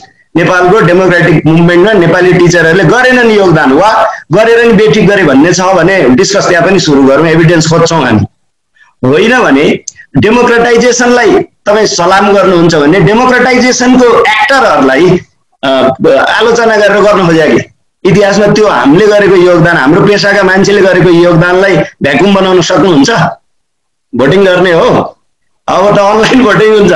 त्यसकारण यसलाई वस्तुनिष्ठ समीक्षा गरेर हेरौँ, च्यालेन्ज गर्न चाहन्छु म यो चिज होइन। नेपाली टिचरले नेपालको डेमोक्रेटाइजेसनको प्रोसेसमा गरेको योगदानलाई रह्यो कुरो अब क्लासरुमभित्र उहाँहरूलाई इफेक्टिभ कसरी बनाउने भन्ने चिज मात्रै। हाम्रो पोलिटिकल इन्भल्भमेन्ट, मलाई एउटा देशमा एउटा प्रोग्राममा एकजना विदेशी शिक्षक नेताले के सोध्यो भने नेपालको टिचरको मुभमेन्टको सबैभन्दा स्ट्रङ पक्ष चाहिँ के हो, सबैभन्दा सशक्त पक्ष के हो भने म प्रिपेयर्ड थिइनँ त्यो क्वेसन आउँछ भनेर। मलाई सोधेपछि मैले के भने टिचरको युनियनमा इन्भल्भमेन्ट चाहिँ नेपालको मेरो विचारमा संसारकै एकदमै ठुलो हो भनेर भने। किन त्यति धेरै टिचर युनियनमा छन्? यस, अमेरिकामा 25% भन्दा बढी टिचरको सदस्यता लिँदैन अरे। मैले टिचर कुनै पनि सङ्गठनको सदस्यता नलिने टिचर मैले भेटाएको छैन नेपालमा। कोही बेला ऊ एक्टिभ हुन्छ, कुनै बेला एक्टिभ हुँदैन, तर मलाई लाग्छ 95% भन्दा बढी टिचर कुनै न कुनै युनियनको सदस्य हुन्छ। अनि नन पोलिटिकल न्युट्रल मैले धादिङ जिल्लामा अलि अलगा चाहिँ थिएँ, मैले भनेको थिएँ ल तपाईँ नन पोलिटिकल कुनै पनि ठाउँमा नन एलाइन टिचर र हामी जस्ता एलाइन मान्छेका बिच ल 10 वर्षको उ गरौँ न, इभ्यालुएसन गरौँ न, कसले राम्रो गरेको छ सोसाइटीमा, स्कुलमा, बालबालिकाको हकमा।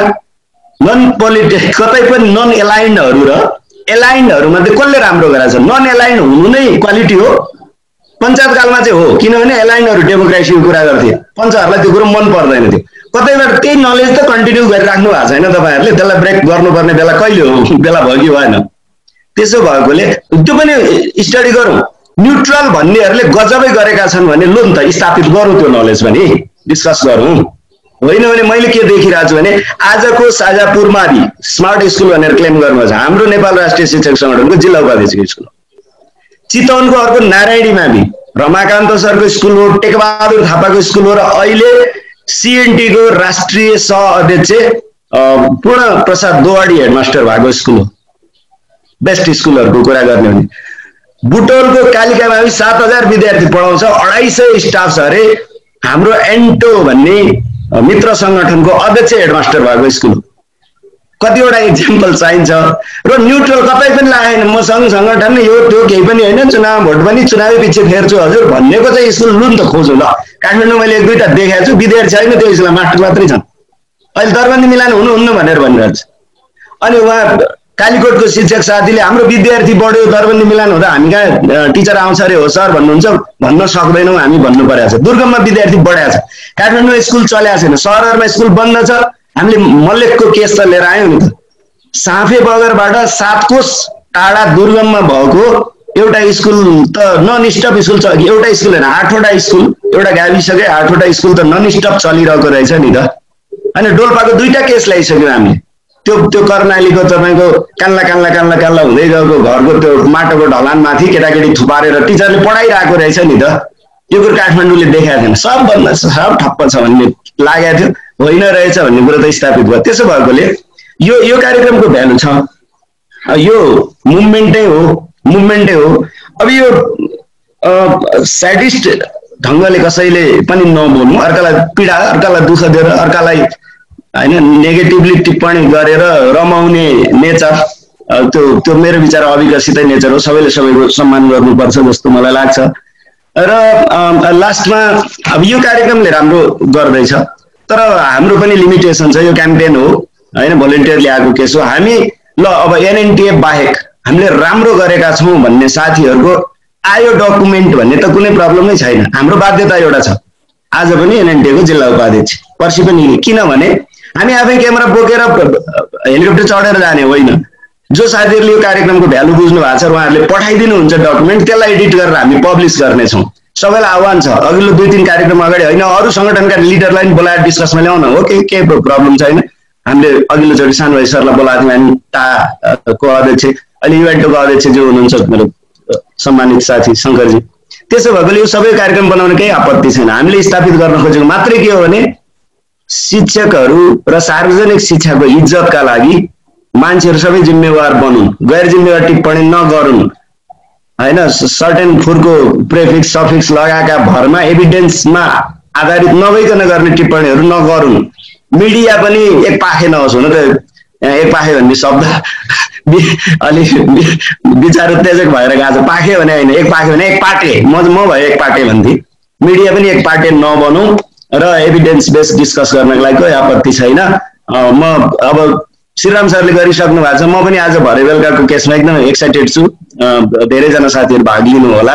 हामीले भन्ने गरेको smart school, technology led society कस्तो हुने हो, एउटा मेहनती टिचरहरूले दुःख गरेर बनाएको स्कुल कसरी लिड गर्न सक्छ भन्ने चिज हेर्नलाई यो केस अब चितवन हाम्रो कम्पेरिटिभली अगाडि भएकै जिल्ला हो, विकसितै जिल्ला हो, त्यही पनि उहाँहरूले गर्नुभएको जुन एफर्ट छ त्यो चाहिँ नयाँ खालको छ, इनोभेटिभ छ। हाम्रो लागि इनोभेटिभ कुरा हो त्यो हेर्ने सिक्ने अपर्च्युनिटी सबैले प्राप्त गरौँ। यो कार्यक्रम हाम्रो बानी, हाम्रो स्वभाव, हाम्रो यो लामो कार्यक्रम हुने चिज चाहिँ हाम्रा कार्यक्रमहरू, मलाई एउटा विदेशीले जापानिज मान्छेले हो तिमीहरूका कार्यक्रम साह्रै लामो हुन्छ यार, हाम्रो देशमा टाकटुक गरे यति बेला हामी पार्टी खाएर नाचेर सिधै सक्थ्यौँ भनेर भन्थ्यो एउटा साथीले। अनि मैले भने बाबा तिमीहरूको त सूचना मञ्चबाट दिनु पर्दैन, के छुट्टा छुट्टै हुन्छ। हाम्रो त मान्छेलाई जागरण गराउने नि यहीँबाट, जानकारी गराउने नि यहीँबाट, आह्वान अनुरोध गर्ने नि यहीँबाट, फकाउने नि यहीँबाट, हप्काउने नि यहीँबाट, सबै चिज गर्नुपर्छ अनि हाम्रो त दिनभरि जान्छ भन्दै कि मैले। त्यस्तै भएर हाम्रा कार्यक्रमहरू अलिक लामो हुन्छन्, छुट्याउन हामी प्रयत्न गर्छौँ, सिक्दैछौँ। उहाँले भन्नुभएको कुरासँग, सुदर्शनजीले भन्नुभएको कुरासँग म एकदम सहमत छु। लामो चिज आजभोलि कविता त तपाईँको अब छोटो छोटो छोटो हुँदै गएर हाइकु मन पराउन थालिसक्यो मान्छेले, लेख लघु लेखमा गएर टुङ्गिसक्यो, भिडियो क्लिप्सहरू धेरै मन पर्छ। सिनेमा तपाईँ युट्युबमा सिनेमा हेर्ने मान्छे हो, म आजभोलि चाहिँ सिनेमाको सार खिचेर 15-20 मिनटको सिनेमा राख्यो, त्यो हेरेपछि पुगिहाल्छ त, मेजर क्रक्सहरू त्यसले दिइहाल्छ, किन 2 घन्टा खेर फाल्नु भन्ने ढङ्गले छोटा छोटा साना चिजहरू मान्छे व्यस्त पनि हुँदै गएको छ, त्यस्तो हुँदै गएको छ। यो कार्यक्रमलाई नै हामीले मतलब ननिदाएको शिक्षकको कार्यक्रममा त्यस्तै बनाउनु पर्छ, त्यो दिशातिर हामी जान्छौँ। अब यही कार्यक्रमबाट कति मान्छेलाई हामीले खुसी बनाउनु पर्नेछ, कति मान्छेलाई रिलेसन मेन्टेन गर्नुपर्नेछ र टु बी फ्रेङ्कली अब अर्गनाइजेसनल्ली पनि त सकेको खेती त गर्नु पर्यो, त्यसलाई पोलिटिक्स भन्नुहुन्छ तपाईँहरू, पोलिटिक्स पनि त गर्नै पर्यो। अल्टिमेटली त हामी पोलिटिकल अर्गनाइजेसन हो, पोलिसीमा इन्फ्लुएन्स गर्नु छ। त्यसो भएकोले हाम्रा कार्यक्रम चाहिँ एकदम कमर्सियल कार्यक्रम जस्तो चिटिक्क परेको हुँदैन। त्यो हाम्रो मर्का, हाम्रा मर्यादा के भन्छ यो सीमा, यी चिजहरूलाई पनि ख्याल गरिदिनु होला जस्तो लाग्छ। तैपनि त्यो मध्ये अब मजा चाहिँ चिज आफ्नै घरमा बसेर मन परेको जति टुक्रा हेर्न पाइन्छ, बाँकी चिज नहेरिदिनुहोस्, त्यति कुरा यहाँहरूसँग रिक्वेस्ट गर्दै यो कार्यक्रममा आउनुहुने सबैलाई, शङ्करजीलाई, सुदर्शन सरलाई, मेरो आदरणीय रमाकान्त सरलाई, एनएनटीका अरू लिडर साथीहरूलाई, जिरेल सरले राम्रोसँग पार्टिसिपेट गर्न सक्नु भएन, दुर्गम जिरीमा हुनुहुन्छ, अरू घरमा सरलाई, सबैलाई मेरो पनि धन्यवाद छ। अब विशेष गरी कार्यक्रम आयोजना गर्ने साथीहरूलाई मेरो धेरै धेरै धन्यवाद छ। नमस्कार छ। सिधो मेरो कुरा सुनिलजी बाहिरिनु भयो जस्तो। ल श्रीराम सर आपका। सुनिल सर बाहिरिनु भएछ, जोडिदिनुहोस्। धन्यवाद सबैजनालाई। सुनिलजी जोडिँदै हुनुहुन्छ, प्रविधि, हामी प्रविधिकै कुरा गर्दैछौँ, प्रविधिलाई अघि बढाउने छलफल गर्दैछौँ, प्रविधिले त्यति साथ पनि दिइरहेको छैन। सुनिलजी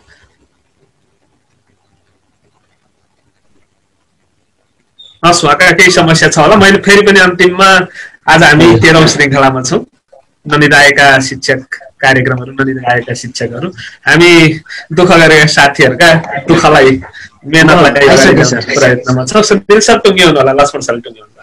हस्, कार्यक्रमको यो श्रृङ्खलामा म केही बेर प्रविधिको कारण बाहिरिनु पर्यो र आजको यस कार्यक्रममा प्रमुख अतिथि श्रद्धेय लक्ष्मण शर्माज्यूको यो भनाइ सँगसँगै हामी कार्यक्रमको अन्त्यमा छौँ। भरे बेलुकी 7:30 बजे ननिदाएका शिक्षकहरूको 13औं श्रृङ्खलाको साथमा उपस्थित हुने नै छौँ। आजको श्रृङ्खलामा उपस्थित हुनुहुने सम्पूर्णलाई विशेष आभार भन्दै यो श्रृङ्खलाबाट म सुनिल गौतम पनि बिदा हुन्छु। नमस्ते।